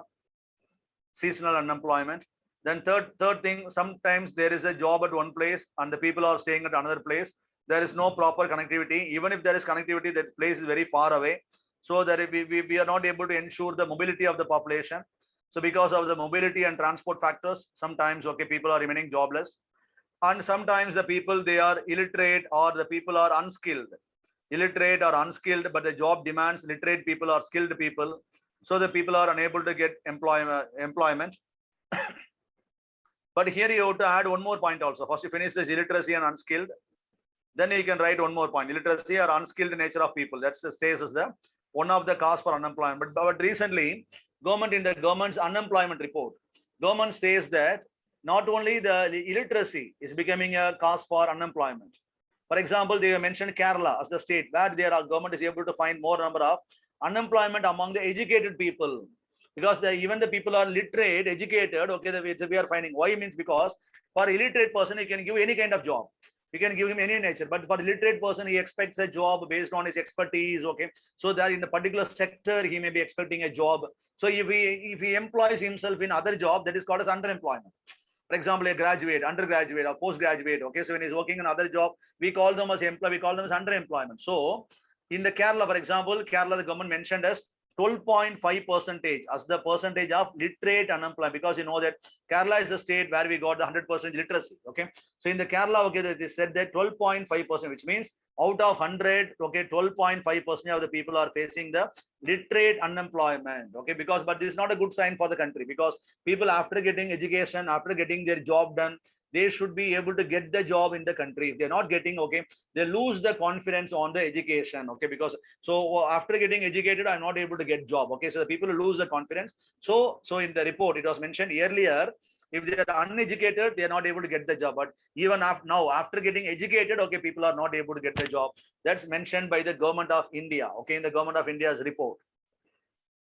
That you can write. Illiteracy normally you'll understand, but literacy is a quite strange point. That's why I'm trying to put it with some examples. Next one is underdevelopment of manufacturing sector, because you know that agriculture, we have got the scenario of disguised unemployment. In service sector, we have the picture called as jobless growth. So the only area where we can expect to create more job is the manufacturing. But in India, the manufacturing is underdeveloped. It's not that much developed. So it is not able to provide more number of jobs. That's also one of the reasons why more people they got stuck in agriculture. That's also one of the reasons why we are not able to create more employment opportunity, because here the jobs are mostly technological in nature or high skilled in nature.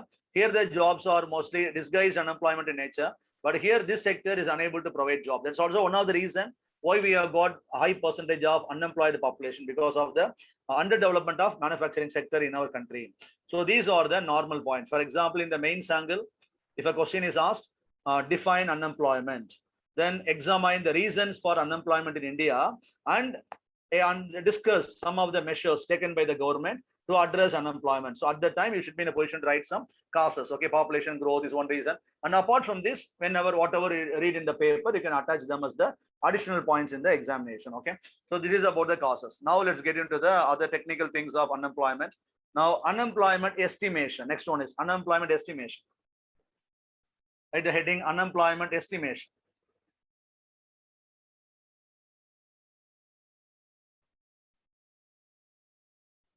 Unemployment estimation. Okay, so when we are trying to estimate unemployment, we use certain terminologies. What are they means? Unemployment estimation, we use certain terminologies. So let me explain one by one. Okay, all these four. Okay, what are they means? For example, first you write, when we have the population, when you have a look at the population of a country, that is called as total population. Look at the point. I'm not using the word eligible. I'm generally calling them as total population. Example, 100 people are there in a country. This I call it as total population. From the total population, I measure the population, those who are aged above 14, because you know that below 14, they are called as child labor. Below 14, if a child is willing, we will not allow the child, okay, because child labor. So go and study, okay, that is your prime task. So it's child labor. So the point is, the population, those who are aged above 14, we call them as eligible population. Okay, now write the second point. Total population is a common point, common total population. Here I have given some number for your understanding. Next one is total population eligible, which means population aged above 14. Population aged above 14.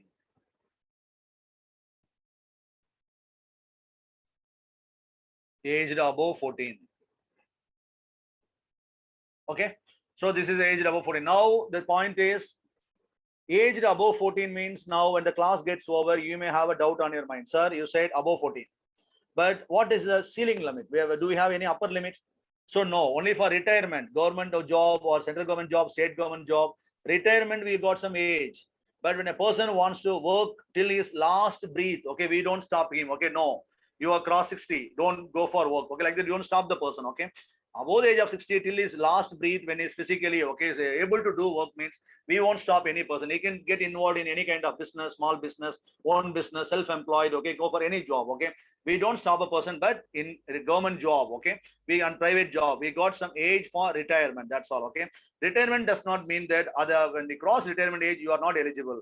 After retiring from government job, you can get yourself employed in some private job. Okay, because but the child below the age of 14, when the child is interested, we won't allow the child. Okay, so that is the point called as the eligible population. Now comes the next important point. What is that point? From the eligible people, because from 100, this is the 100 means from 100, we segregated a group called as eligible. Okay, from total we segregated a group called as eligible. From the eligible, we segregate a group. Okay, so actually from eligible, there are two groups will come out. Okay, two will pop up. Okay, one is called as the people those who are willing, and the people those who are not willing, which means eligible means above 14, but there may be a child at the age of 15. When you ask the child, okay, you are above 14, are you ready to go for work? When you ask them, child, no, I want to go to school, because at the age of 15, 16, there may be school going children. So according to the standards, they are eligible, but they are saying that they want to go to school. And then 17, 18, 19, 20 college going students. So they are above 14. But what is a prime job? I'm going to college. I'm not looking for a job, which means you are technically eligible, but you are not looking for a job. Able to get the point? So from 100, we got the segregation of group called as eligible, which means let me put some number. 180 people are eligible. Okay, so for understanding, I'm giving some number. From 80, the people those who are willing, we can put two branches. One is the people those who are willing, and other is the people those who are not willing. but all the willing and not willing people are eligible people. So how much? So these people, they are willing to work. These people, we call them as labor force of a country. These people, they are not willing. No, we call them as not in the labor force. They are not in labor force. Who are they? The school going students, 15, 14, 16, above 14, 15, 16. Then college students, 18, 19, 20, or else at the age of 24, 25. We are having the women of our country. Those who are working. So now after marriage also they may be working, but now due to home commitments, they would have resigned the job. So we call them as a homemakers, which means the eligible people, they are potential people, they were working people. Now when you ask them, are you having an interest to work? No, we have decided that, okay, I'm not looking for a job, which means eligible with prior experience, not willing. So we call these people as a people, those who are in the not willing category. Then one more category, after 60, after retirement, some people, they may look for job. Some people, no, I'm physically very tired and weak. Okay, now I plan to take some rest. So at that time, you won't ask the person, you no, you go for a job. Okay, because after 60, okay, citing his old age reasons, a person may be unwilling. So here there are two groups coming out, branching out from the eligible population. One is willing, one is not willing. You understand these points technically, okay? So this willing only, we use the word called as labor force. Now let me give some number. This is 70, this is 10. Now you look, okay, 100 is the total population. 80 is some number I have given. Maybe any number. You can write any number, 80. From 80, 70 and 10. So these are the two branches which have come out of eligible population. Now, these 70 people are the people, those who are eligible and those who are willing. 2 points, okay, we are able to observe here. These people, no, 70 people. Out of the 70 people, 55 people would have got employment opportunity. 15 people, they would not have got any employment opportunity. These people are not working. These people are working. This population alone, we call them as unemployed. So unemployment is not the percentage out of total population, okay, which means this 50 is not out of the total 100, or this 15 is not out of this 15 is not out of this 100. Wrong. This 15 is not out of the eligible population. That is also wrong. This 15 is out of 70. Is it clear? So what is the definition for the word unemployment? Unemployment is the people, those who are unemployed within the labor force of a country. So this is the technical definition for unemployment. Very important understanding, because very often we discuss about unemployment. Now during the pandemic, so lockdown, many people have lost their job. Even in the data says in the month of April, in the paper it was seen, almost more than 30 lakh, 36 lakh people, salaried people, they lost their job, okay, so during the month of April. So like that, okay, so what we are talking about, unemployment means not all the people, those who are jobless are not unemployed. They are within labor force. Labor force derived from eligibility. Eligibility derived from the 100. Okay, this logic you keep in mind. Okay, first you write, then I'll make some formulas for unemployment. Okay, now I given only explanation. The same explanation now I'm going to convert into a formula. First you write this page.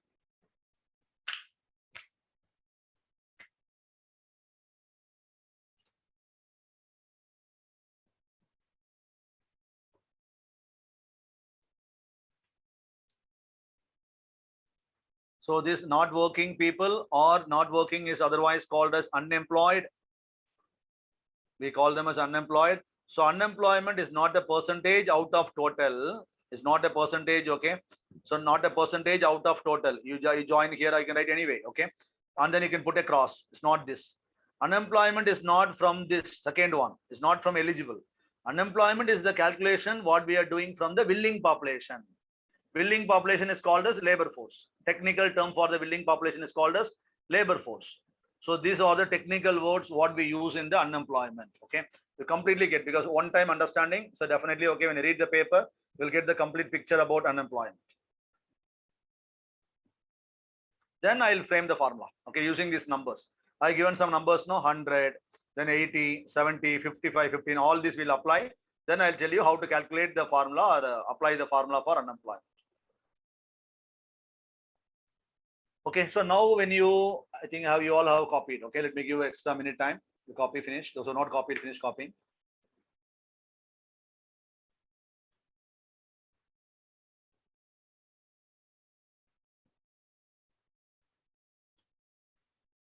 Okay, so total population we have finished.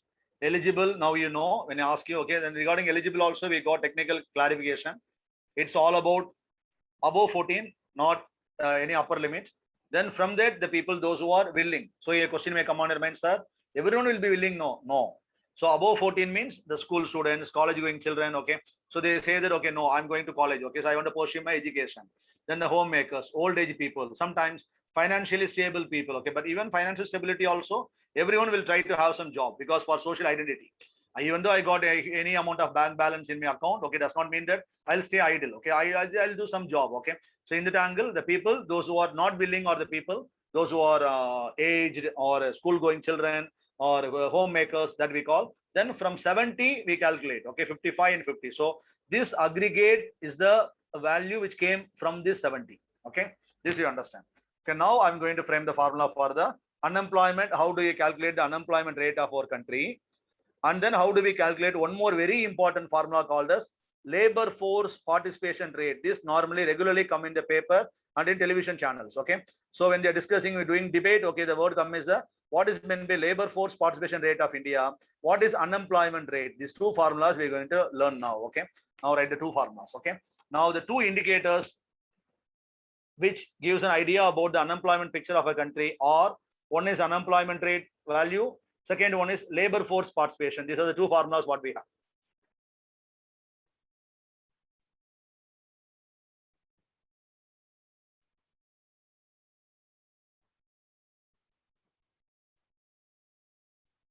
Okay, what is the unemployment rate formula? Unemployment rate formula is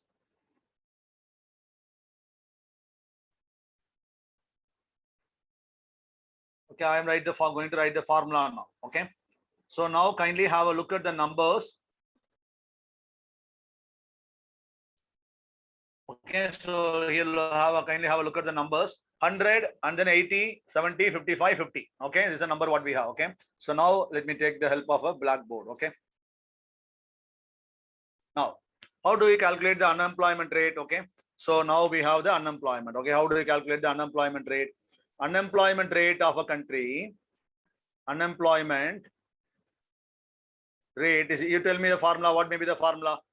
Unemployment rate is equal to number of unemployed persons. Okay, so the numerator is number of unemployed persons, number of unemployed persons divided by what should be the denominator. Now don't write here, three things are possible. Okay, so three things are possible. One is total population is the one possibility. If I'm writing total population, then I'm considering even a newborn kid. பிறந்த குழந்தையும் unemployed சொல்ற மாதிரி அர்த்தம் ஆயிடும். That's illogical. Okay, because I won't calculate unemployment from that group because it includes the total population, means even a 1 year child also, it's a kid also included. Okay, so it is not logical. So if we include the eligible population, in eligible we got two groups. One is willing, one is not willing. So we are calling a school going children as unemployed, means it's illogical because the school going children is not at all looking for a job. Then how we can call them as unemployed? A homemaker is not looking for a job. Old age person not looking for a job. We are not. We don't have any right to call them as unemployed. So the person must be eligible. So total population is ruled out. Eligible population is ruled out. Then the third one, okay, which you see no, okay. Third one is labor force of a country. Labor force. So this is how we calculate labor force. How many people? Then we multiply it with 100. When we multiply with 100, we get the answer in terms of percentage. Into 100 means we get the answer in terms of percentage.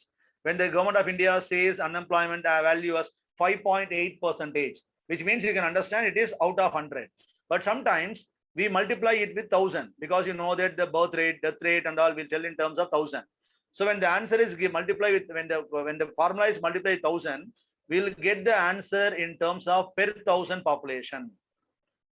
The logic is here I will say as 5.8%. Here like 5.8 or 6.1, I'll say like that. But here how I will say means I'll say as 58. 58 means it is expressed in terms of per 1000. 5.8 means it is expressed as per 100 into 100. So able to get the point. Here I'm adding a 10, so answer becomes 58. So this is the understanding of what you should have. So the answer is expressed as per 1000 only. Per 1000 government expresses, but sometimes okay, in paper we may come across values in percentage, which means they would have converted the answer into 100 terms, into 100. Okay, so have we got the formula? So this is how we determine the unemployment rate of our country. Now we are going to learn about the next formula called as labor force participation rate of our country. Okay, I'm going to clear this labor force participation rate of our country.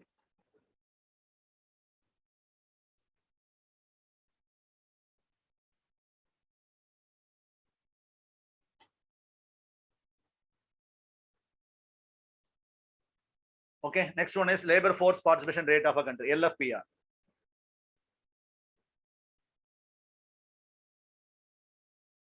Labor force participation rate of a country. LFPR means labor force participation rate of a country. Okay, labor force participation rate of a country. LFPR means what may be the numerator, what may be the denominator. So the numerator is normally unemployment means unemployment by something. LFPR means labor force. Then what may be the denominator? Only two choices are there. There we considered among three choices. One is labor force, total population, eligible. We made the check within the three parameters. Okay, three denominators. But here only two things are available. One is labor force is considered among the eligible population or total population. Here the total population is normally ruled out, no, because total population means we cannot call a newborn kid. Okay, so only eligible population, because eligible are the potential population who can become the labor force. Now, but are they going? Are they participating in the country? Okay, so here the point is by total eligible population. Total eligible population. Then we multiply it with 100. Total eligible population into 100. 100. So as I said earlier, when you multiply with 100, we'll get the answer in terms of percentage. Then 1000, we'll get the answer in terms of per 1000. That is just a mere how we express the answer. But the formula is same. Formula has got more meaning. Okay. Labor force by eligible population. So here, based on the number what I have given, what may be the number? Labor force was 70. Eligible population was 80. Okay, this is the value into 100. Okay, 70 by 80 into 100. Okay, this is the 70. Look at the example which I gave. Okay, 70 by 80. What is the value? So let me check in calculator. 70 by 80.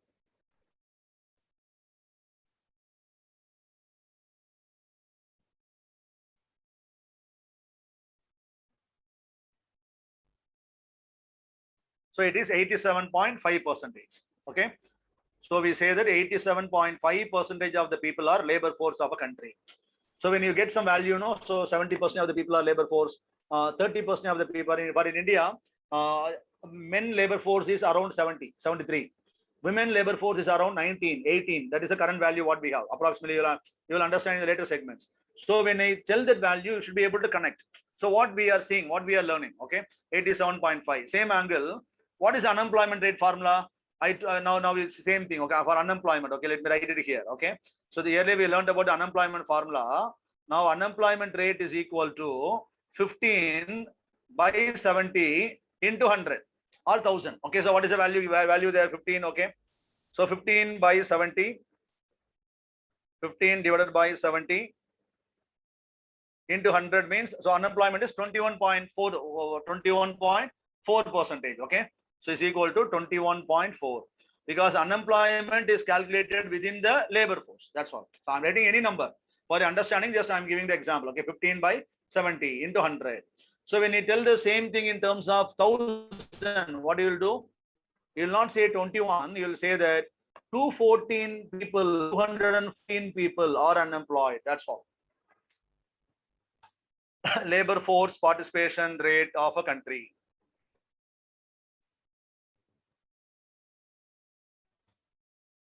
So now you have learned about the two important things which you know. So in the paper, or in the news, okay, when they are debating that unemployment rate means what we are talking about. Unemployment is the calculation what we are doing within the labor force. Then the labor force is the thing what we are doing from eligible population. Okay, so eligible population when all the people are ready to, for example, here 80 out of 80, which means all the eligible they are ready to participate as labor force. Then the country will get 100% labor force participation. So you know what is the meaning of the word 100, but 100 is not practically possible. So the point is, because some people, those who are eligible, they will be going for some other purpose. Okay, this is the point. Because based on, for example, in all the people at the age of 15, 16, when they go for a job only, then we can say that 100%. That's not practically possible. So this is the interpretation what you should have. Okay, now let's go back to the previous slide. I think you all have copied.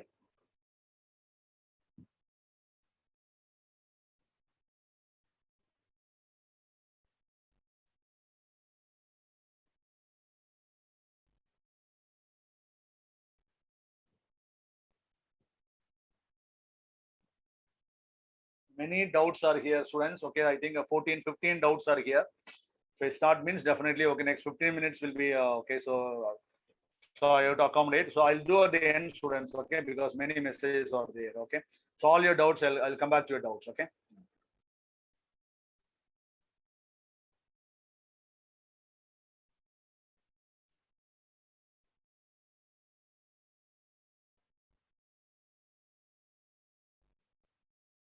Okay. Next one is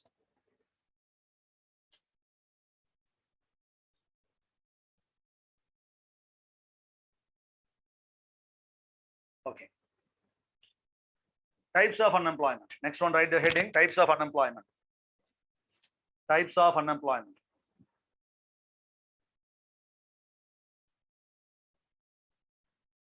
Types of unemployment. Types of unemployment.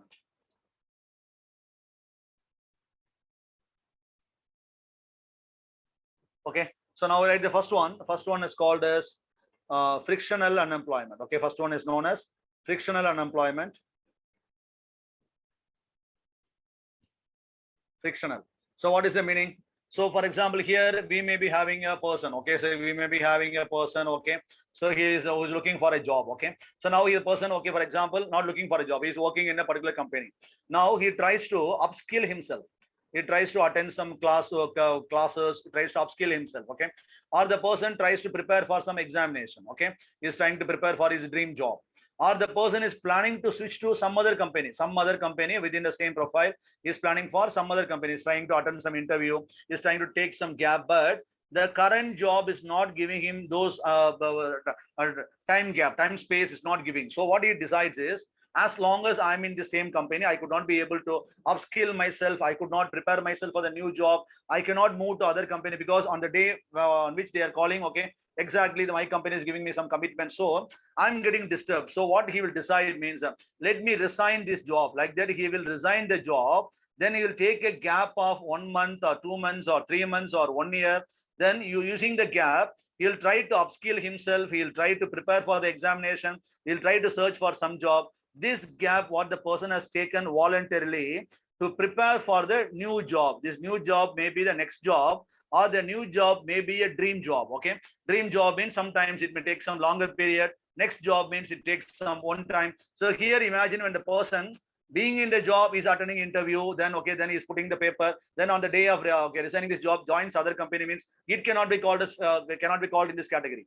Here he takes some gap, 1 month gap or 2 months gap or 3 months gap. In the meantime, he uses the gap to prepare himself, which means he is not idle. He is not wasting the time. Okay.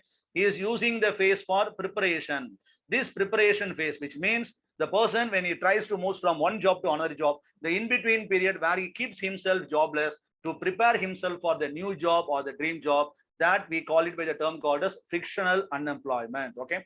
Now we can write. Okay. Frictional unemployment. You can write the definition. When a person moves from one job to another job.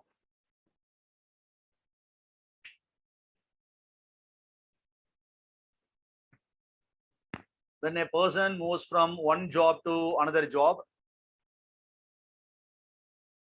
When a person moves from one job to another job,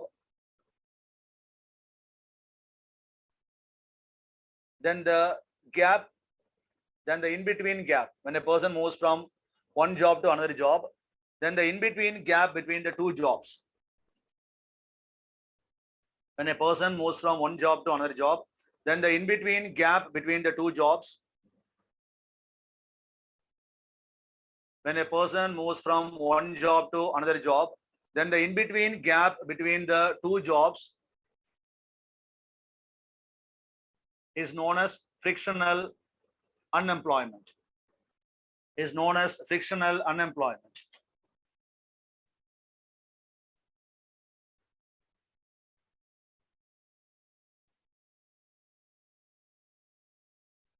When a person moves from one job to another job, then the in-between gap between the two jobs is known as frictional unemployment.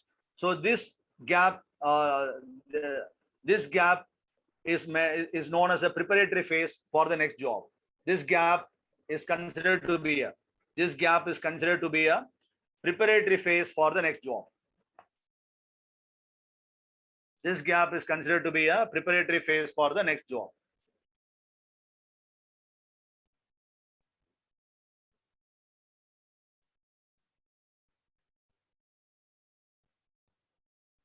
Okay, so this gap is called as a preparatory phase. Example, even in our institute, okay, many people, those who are attending the class, okay, so we can witness that, okay, so they might be in good job, getting good salary, they would have resigned them. Now my ambition is to become civil servant, okay, so they would have resigned the job.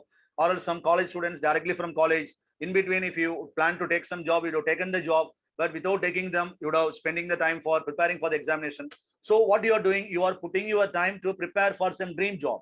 So you are not staying idle here. Okay, you are upskilling yourself. Okay, this phase we call as a frictional, which means to attain some other job. Okay, or to achieve some job, that we call it as a frictional unemployment. Okay, next one is called as cyclical. Next one you write cyclical. Next one is cyclical. Next one, students, next type is called as cyclical. Cyclical unemployment. It's very simple, students, because you would have heard that in economy there is a sequential stages of an economy. Okay, the sequential stages we call them by different terms. For example, when the economy is going, everything is going in a proper manner, then we call that the economy is undergoing the process called as economic growth. Sometimes if there is a small drop in the growth, okay, then we say that there is, we call it by the term called as economic slowdown. Sometimes, okay, the slowdown may get aggravated. So here the government will take some remedial measures, but the remedies did not work out in the economy. Slowdown will get aggravated in the next stage called as the economic stagnation, which we call it as the third stage of, okay, the economic cycle. Sometimes okay, this will get aggravated into the next stage called as a economic recession. So and then, okay, the recession sometimes, okay, will get aggravated into the much bigger problem called as economic depression. So then after depression, sometimes economy may undergo the recovery, that is called as economic recovery. Okay, which means after depression you are recovering. Then after recovery, okay, so there may be a stage called as economic boom. Then from economic boom, once again the growth will step into the economy. Okay, which means, so here let me tell this with some example. Okay, for example, so here economic growth means, so here the country will be having 5% growth rate. Then the next year country will be having 6%, 7, like that the country will be growing, or 7.1, 7.2. So year after year the growth will be accelerating for the country. But here slowdown means, it does not mean that there is no growth. So here slowdown means, for example, 7% last year means this year the growth may be 6.9%, or the growth may be 6.7%, which means growth. What is growth? 100 cars I'm producing. Next year, if I'm producing 106 cars, then that is called a 6%. So growth we are witnessing, but growth not at the rate what I witnessed last year. It's coming down. So it's 7, 6.9, 6.7, 6.5. That is called a slowdown. Then what is stagnation? Stagnation scenario is the one where 6.5 is the slowdown means. So here I'll be having the same 6.5. Does not mean that, so not 6.5. Okay, so 6.5, okay, this is not, sorry, okay, not 6.5. Okay, so for example, okay, this slowdown means 6.5, like that it will come down. But in stagnation, what I may witness is there is not even the 6.5%. Here 6.5 will come to 5%, will come to 4, like that there will be slowdown. But when after reaching a certain level, 100 cars if I'm producing, same 100 cars I'll be producing next year, which means not even slow down. 100, I should show increase in production. Increase maybe slowly, it may be increasing. That is called a slowdown. But in stagnation, same 100 cars will be producing, which means there is no growth. Okay, which means so 6.5. So I'll come to a situation where the economy is having 0%, 0%, which means it does not mean that zero production. Look at the point. It does not mean that zero production. For example, 100 cars if I'm producing, so this year I would have produced 105 cars, which means 5%. 100 to 106, that is called a 6%. But here 107 I produce, but this time I produce 106.9. So for the numerical understanding, I'm saying, which means 100 to 107, 100 to 106 point slow down. But here 100 car I produced last year. This year also I produce the same 100 number of car. Next year 100 number of car. It means it's not zero production, zero growth, zero growth. We are talking about the rate. But you know that economics is not a laboratory. We cannot expect that a same 100 car will be producing. We cannot expect, no. So it will be very minimal. That is called a stagnation. So when compared to the growth, slowdown was worst. When compared to the slowdown, stagnation is worst. But when compared to the stagnation, recession will become worse. How means here see 100 year after year, same production, no growth, which means growth got stagnated, growth got halted. But here recession means 100 car I produced last year. This year I'll produce 97 number of cars.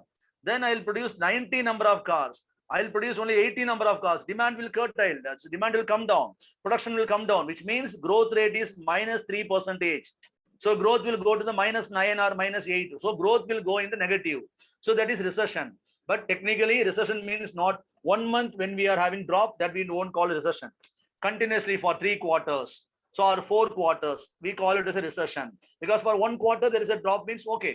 But continuously for 3 quarters, then we call recession. Now recession will seem better when means now depression. At least here 100 number of cars got reduced to 97. 97 got reduced to 90. But here this company itself will get shut. One by one, all companies in the economy will get shut. People will lose employee. People will be fired. People will lose their jobs. When they lose jobs, they will lose income. When they lose income, they will lose demand, purchasing power. When the purchasing power gets affected, then they won't be able to buy. Then there is no sales. Then the economy will get destroyed or devastated. So here the companies one by one will shut. Inflation will creep into the economy. People will lose jobs, okay, and then supply crunch. Everything will happen. That is called as depression. Depression makes us to feel that recession is okay. Recession is a worst thing, but depression will make us to think at least recession was better. So you know that the world economy got recession for the first and last time on 1929, depression. So that's the first and last depression. You know, now we have the concept and all mixed economy, everything what we say. So it is the origin of it came out of the depression. Then only the Keynes, he came, okay, he proposed the concept mixed economy. But before, the global economy was moving only in 2 ways. One was capitalistic or the socialistic. So it gave birth to the concept called as a mixed economy. Then from depression, when we start recovering, that is called as recovery. Recovery will be mild in progress. Then we'll be having the very good growth, that is called as a boom. Then it will get stabilized, that is called as a growth. Now we understood, no, this half, okay, till here, up to depression, that is a negative cycle, which means in all stages, okay, we'll be having this is negative, this is negative, negative, negative. So during these stages, we'll be having proportionate or corresponding unemployment. When there is a slowdown, so people will lose job. Stagnation, people will lose jobs further. Recession, more number of job loss. That is called as unemployment. Okay. Correspondingly, during all these positive stages, positive. This one is positive. We'll be having more employment. So this is called as cyclical unemployment. Now the point is not over, students. Now the very important point. So what is the main understanding you should have in the mind is economic cycle. I told you these are the sequential stages. Now you understand the very important point. But it does not mean that here we're going to learn the very important scenario. The point is it does not mean that a cycle will always look like this. For example, after growth, there may be slowdown. Then after slowdown, suddenly economy will recover. Then we'll be having the boom. Then we'll enter into growth. Understood? Okay. Sometimes after growth, there will be slowdown. Then after slowdown, there may be stagnation. Then recovery will come in after stagnation. Then we may have the boom. Then we may have the growth. which means we cannot exactly say that what is the exact nature of economic cycle. It may have the mix of all the stages, or sometimes we may witness recovery after the slowdown itself. Sometimes the recovery after recession. Sometimes recovery will happen after depression. And one more point, this is one way. One more point is sometimes a slowdown will persist for 3 months. Sometimes a slowdown alone will persist for 1 year. Sometimes a slowdown alone will continue for 3 years. So we cannot exactly say how long the cycle will prolong. That is a very important point. What you should remember, students. Now, with respect to our unemployment, the unemployment which happens during these stages, that we call it as cyclical unemployment. That's all. Now you write.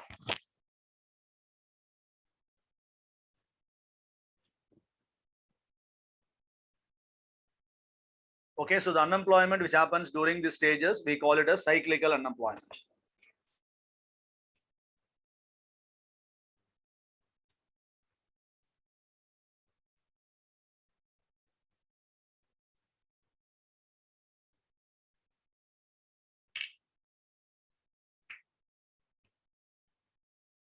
Okay, so how do we, how you write the cyclical unemployment? The unemployment which occurs due to the changes in economic cycle is known as cyclical unemployment. That's all.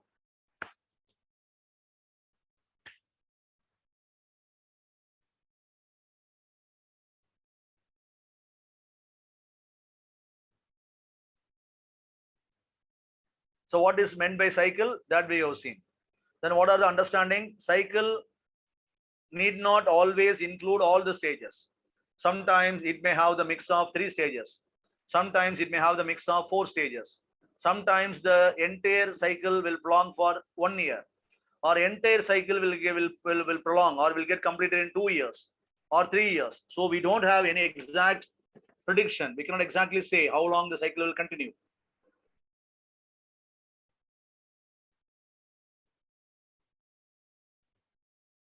Okay, students, you all written about cyclical. Okay, so right. Okay, this is very important.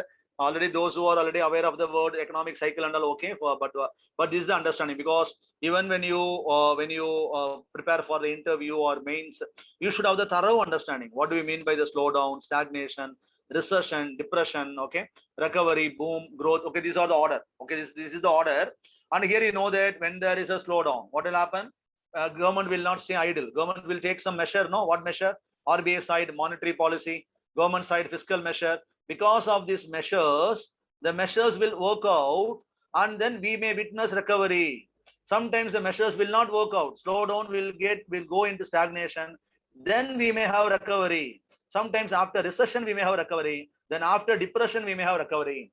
But the very important point what you should remember is, many economists, they call the depression as the economic coma. So they call the depression as economic coma. Remember this word, okay?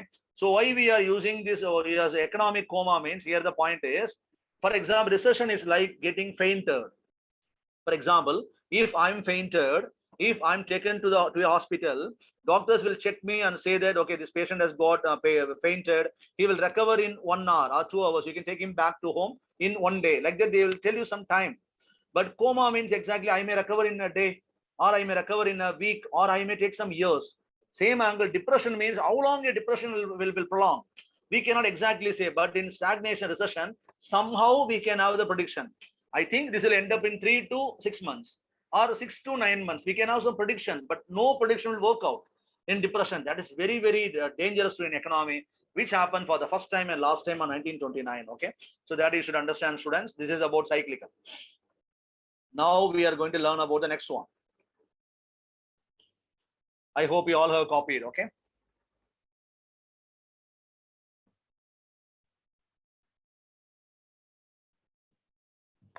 Next one is called as seasonal. Next one is called as seasonal. Seasonal. Next one is called as seasonal.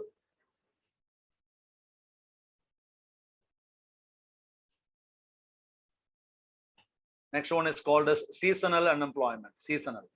So it's very simple, student. What is meant by seasonal means here, it is exactly opposite to the cyclical, because sometimes you may be confused what is meant by cyclical. It is seasonal, because seasonal also it is a set of events which takes place at in a periodical manner, seasonal. Okay, but what is the main difference? Seasonal, there are two types.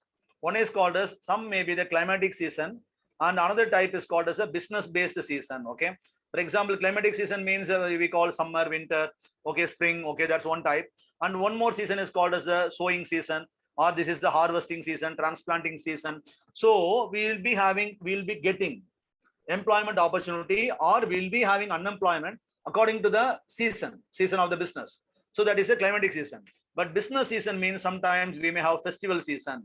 So the festival based business will prosper in the economy. Example, sweets, chocolates, dresses. And then school based business, okay, which means during the particular time in the month of June, we'll be having the school based demands, or school based products will be having more demand. Example, uniforms or books, stationaries. Then rainy season will be having more demand for the products like umbrellas, raincoats. So these things will be having more demand. And then sports based season, like that, certain things will happen at the periodical interval. We know that festival means when the Christmas is going to happen, when the Ramzan is going to happen, when the sowing will happen, when the rain will happen, when the school season will open. So we can predict the season. Climate, so sometimes there may be a small, okay, so sometimes mismatch, but we can somehow predict. So the seasonal can be predicted, but cyclical cannot be predicted. Cyclical, we cannot predict the cyclical. So the events will not occur in the same stage or same time, but seasonal we can have the prediction. So that is called as seasonal unemployment. Okay, for the understanding, I'm differentiating between the two things.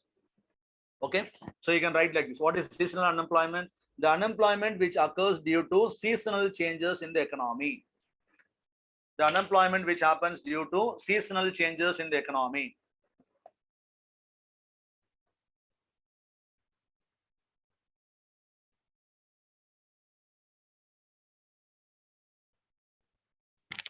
Okay, so now you got a difference between the cyclical and seasonal. Agriculture is coming under the seasonal. Okay, but here when you go deeper, all sectors will be having some cycle. So here I'm agriculture, should not think that agriculture means only seasonal. Sometimes entire economy will be having cycle, or economy will not be having cycle. Industrial sector alone will undergo cyclical changes. I'm not talking about seasonal. Industry alone will be having slowdown. Industry alone recover. Sometimes agriculture alone will witness cyclical changes. மத்த ரெண்டு sector நல்லா இருக்கும். Agriculture மட்டும் பாத்தீங்க அப்படின்னா, agriculture there may be a slowdown, there may be stagnation. Sometimes service sector alone a slowdown will be there. Industry will be prospering. So there may be a comprehensive cyclical changes for economy, or else there may be a sectoral cyclical changes for an economy.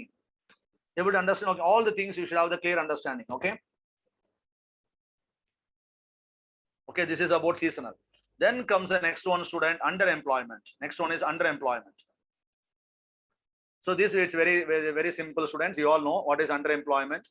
So when a person who is highly qualified, when a person gets a job below his qualification, okay, when a person gets a job below his potential, below his caliber, okay, when a person gets a job, when a person gets a job opportunity lower than his potential, lower than his potential or caliber, or a person gets a low paid job, then we call it as underemployment. But remember, underemployment is not unemployment. Okay, so all the remaining three things are the unemployment. Underemployment is a employment. Able to look at the point. Okay, here we have the labor force. Labor force is a 70. Within from 70, 55 people are employed, and then 15 people are unemployed. That's a number which I gave you. So this 15 unemployment, one type is called a cyclical unemployment, one type is called a seasonal unemployment. So, and then next one is called as a frictional unemployment. But this one, underemployment, is a type within the employment. Look at the point. So within the employed people only, we have the type called as underemployed. You have this understanding, conceptual understanding, difference. So underemployment is the thing what we are doing from employment. Okay, so from here we are doing, we are saying that employed people, even though you are employed, you are not employed according to your standards. So when a person gets a job lower than his qualification or skill set or potential, we call him as underemployed. Okay, the same angle, from this employed people, we have one more type, that is the next category called as disguised unemployment. That is the next unemployment what we are going to learn. Okay, disguised unemployment. So disguised is a type of unemployment which we call from the employed group, not from the unemployed group. Disguised unemployment. Okay, disguised unemployment. What is disguised unemployment? Very simple. Disguised unemployment means, so here in disguise, so sometimes, okay, so there may be only 10 number of jobs, but 20 people or 30 people, they'll be highly depending on this job because they don't have any other opportunity. So all the 20 people will be employed, and then the task will be carried out with the help of the 20 people. So a job which could be done by 10 people, which could be normally done by 10 people, but we do it with the help of 20 people. So this we have seen in agriculture class, no? So in agriculture, we learned about this in detail. So a job which could be done by less number of people is done by more number of people. We call it as disguised unemployment. That is a one way of defining. Second way is, here as we are employing more people, it does not mean that we'll be having some extra productivity. It does not mean that we'll be having more efficiency, because this is a job which could be done with the same efficiency with 10 people. 10 பேர் இருந்தாலும் அதே மாதிரி தான் பண்ணிருப்பாங்க. The same job we are doing with 20 people does not mean that there is no increase in the productivity, or technically we can say that there is no change in the marginal productivity. There is no change in the marginal productivity even after additional employment. கூடுதலா நீங்க employee பண்றதுனால, even after employing extra people, there is no change in the marginal productivity. So two way we can define disguise. One is a job which could be done by less number of people is done by more number of people. That is one way of defining disguise that we have done in agriculture class. The same thing we are pitching in the another, and we are adding the thing, which means that as we are employing more people does not mean that the efficiency would have improved. The 10 people, if they are able to finish in 1 hour, 20 people they will finish in 1 hour, which means, okay, same thing, okay, they will share the job in such a way. So for example, the 10 per one person, if he has to do the 10 tasks, means now the one person will be doing 5 tasks, so another person will be given the task. So same way they'll be carrying out. There is no change in the marginal productivity or efficiency, nothing you can witness. So 10 people means, okay, they will do in a particular time. Okay, here 20 people also, there will be small, sometimes there will be negligible change will be there. So not that much, okay, substantial productivity we could witness in this unemployment. That is called as a next point. There is no change in the marginal productivity, or there is no change in the output even after employment of additional employees. Even after employment of additional employees, this we call it as disguised unemployment. So the simple way of understanding disguised unemployment is a job which could be done by less number of people. If it is done by more number of people, that's all. Okay, that's a simple definition.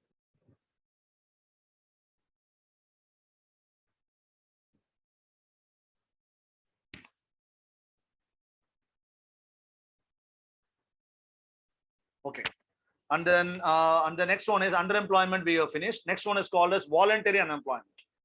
Next one is called as voluntary unemployment. Next one is called as voluntary unemployment.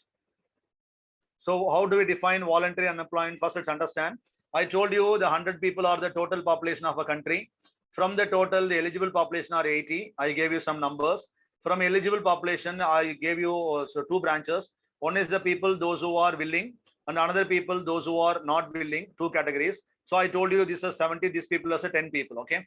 So then from 70, okay, I gave you 55 and 15. This is unemployment. So here we had seasonal, here we had cyclical, here we had frictional, and here we had underemployment, and then here we had disguised unemployment, okay? Now what is maybe voluntary unemployment? Voluntary unemployment is not coming under this category itself. Voluntary unemployment is from these people. The people, those who are eligible, but the people, those who are not willing.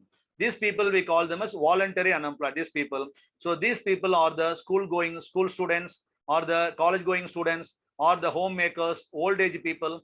These people, those who are not looking for a job, or those who are not willing, we call them as voluntary unemployed, okay? So this is the under explanation. What is the definition is? Definition is, you can write like this, okay? School going students, okay, homemakers, okay, old age people, these are the example. What is the definition is? So when the eligible people are not willing, when the eligible people are unwilling, when the eligible people are unwilling to go for a job, when the eligible people are not willing, when the eligible people are not willing to work, when the eligible people are not willing to work, then it is called as voluntary unemployment. Then it is known as voluntary unemployment.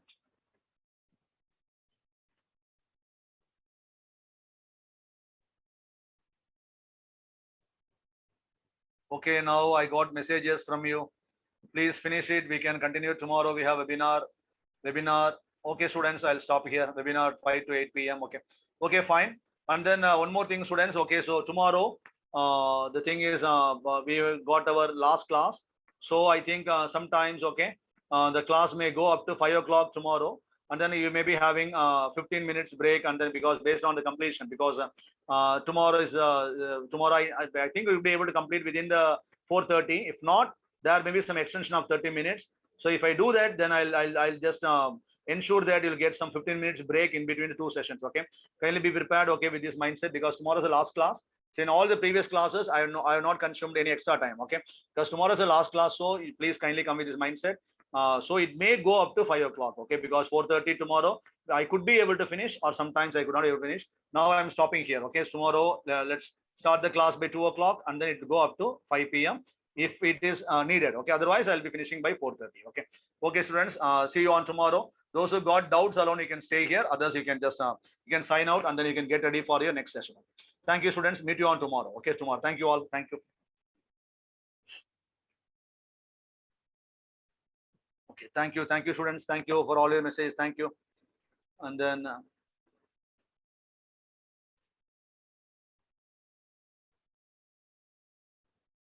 tomorrow, Ashwin, 1:30. Even I thought that, Ashwin, but the thing is, regarding the Zoom ID, everything. Okay, so we taken from 2 o'clock. Okay, so that's why I'm taking the time after. Otherwise, I would have taken the time prior. Anyway, I'll have a check. Okay, if it is possible, then you'll be getting a message. We'll start the session earlier by 30 minutes. Okay, that I'll try to do. Okay, so that I'll try to talk with our academics team. Tomorrow, can you start at 1:30, and the students are requesting to, okay. Okay, students, fine. Now, those who have doubts, kindly you post the doubts now, because I got many more messages at the bottom. So I'll address the doubts. Okay, students, those who are online, you can send me the doubts. Please state the definition for cyclical. So now you can take Archana. Definition is the unemployment due to cyclical changes in the economy. Unemployment due to cyclical changes in the economy is known as cyclical unemployment. Unemployment which takes place due to cyclical changes is called as cyclical unemployment. That's okay. That's the definition. Ramesh, thank you. Okay, time of Zoom ID is fine. Thank you, Ramesh. I'll do that. Okay. So I'll try to start 1:30. 1:30 means you all will be informed through Telegram or whatever mode you'll be informed. Okay. So you'll be informed. Okay. So I'll talk with the team. Then thank you, Ashwin. State the definition. Cyclical unemployment I've given. No, fine. Yes, yes. So I'm looking at all your messages. So definitely I'll try to start by 1:30. That I'll try to do. Okay. So students, those who are online, those who got your pending doubts, you can post it again. Frictional unemployment similar to voluntary. No. The friction point is, okay. Look here. Okay, look at this. Look at this slide. Frictional means this is here. No. Also look at the point. So 100 people are here. 100 and 80 are eligible. From 80, 70 people are labor force. From labor force, we are getting 55 people are employed people. These employed people, when they are unemployed, we call them as a frictional. Till last month, they were in this category. Now this month, they are in this category. That is frictional. Last month they are working, but now they are not working. But this one, so this one is voluntary unemployment is this category. Then how come they both will be same? Okay, now I think you would have got the idea. Voluntary is from this category. Yes, fine. Thank you, Asha. Thank you. But the sense what you asked now, since both are voluntary, that point alone is right. That can be taken. Okay, it's fine. Students, okay. So those who have pending doubts, you can post your doubts once again. Otherwise, okay, let me wind up the session.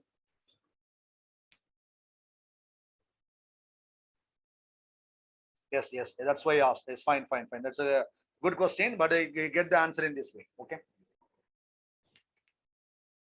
Okay, students, I think there is no other pending doubts. Okay, you can sign out. You can get ready for the next session at 5 o'clock. Okay, students. Thank you.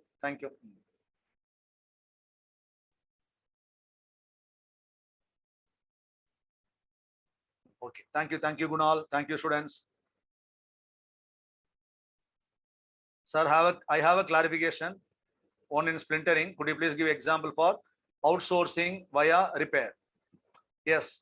There is outsourcing via repair example. Okay. Fine. Imagine. Okay. Now. Okay. Let me draw this diagram. Okay.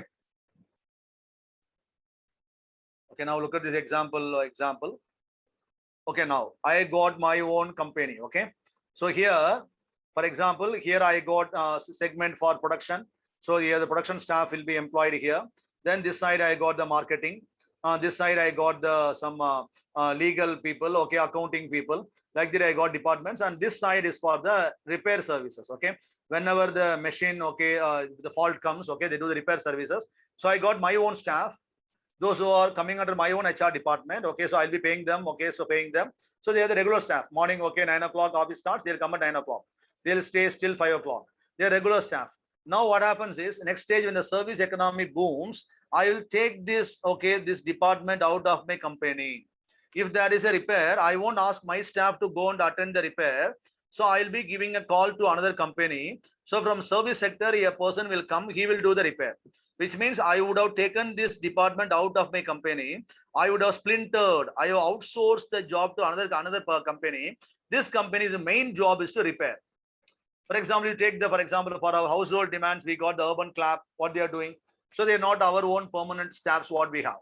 For example, a company, for example, they may be having the own staff, or that they can give a call. They will come, they'll get the job done. Okay, what is the example of urban club? Urban club is example for the splintering of the services. And it is one of the service sector company. What service they are doing? They are doing repair services. Same angle, repair, security, anything you can apply.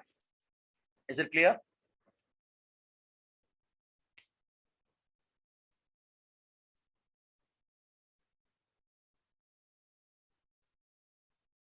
Akash, is it clear, Akash? Yes, clear. Another doubt.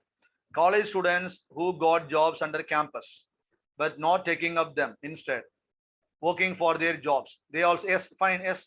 The students, okay, those who got jobs, or actually they got placement, no placement offers.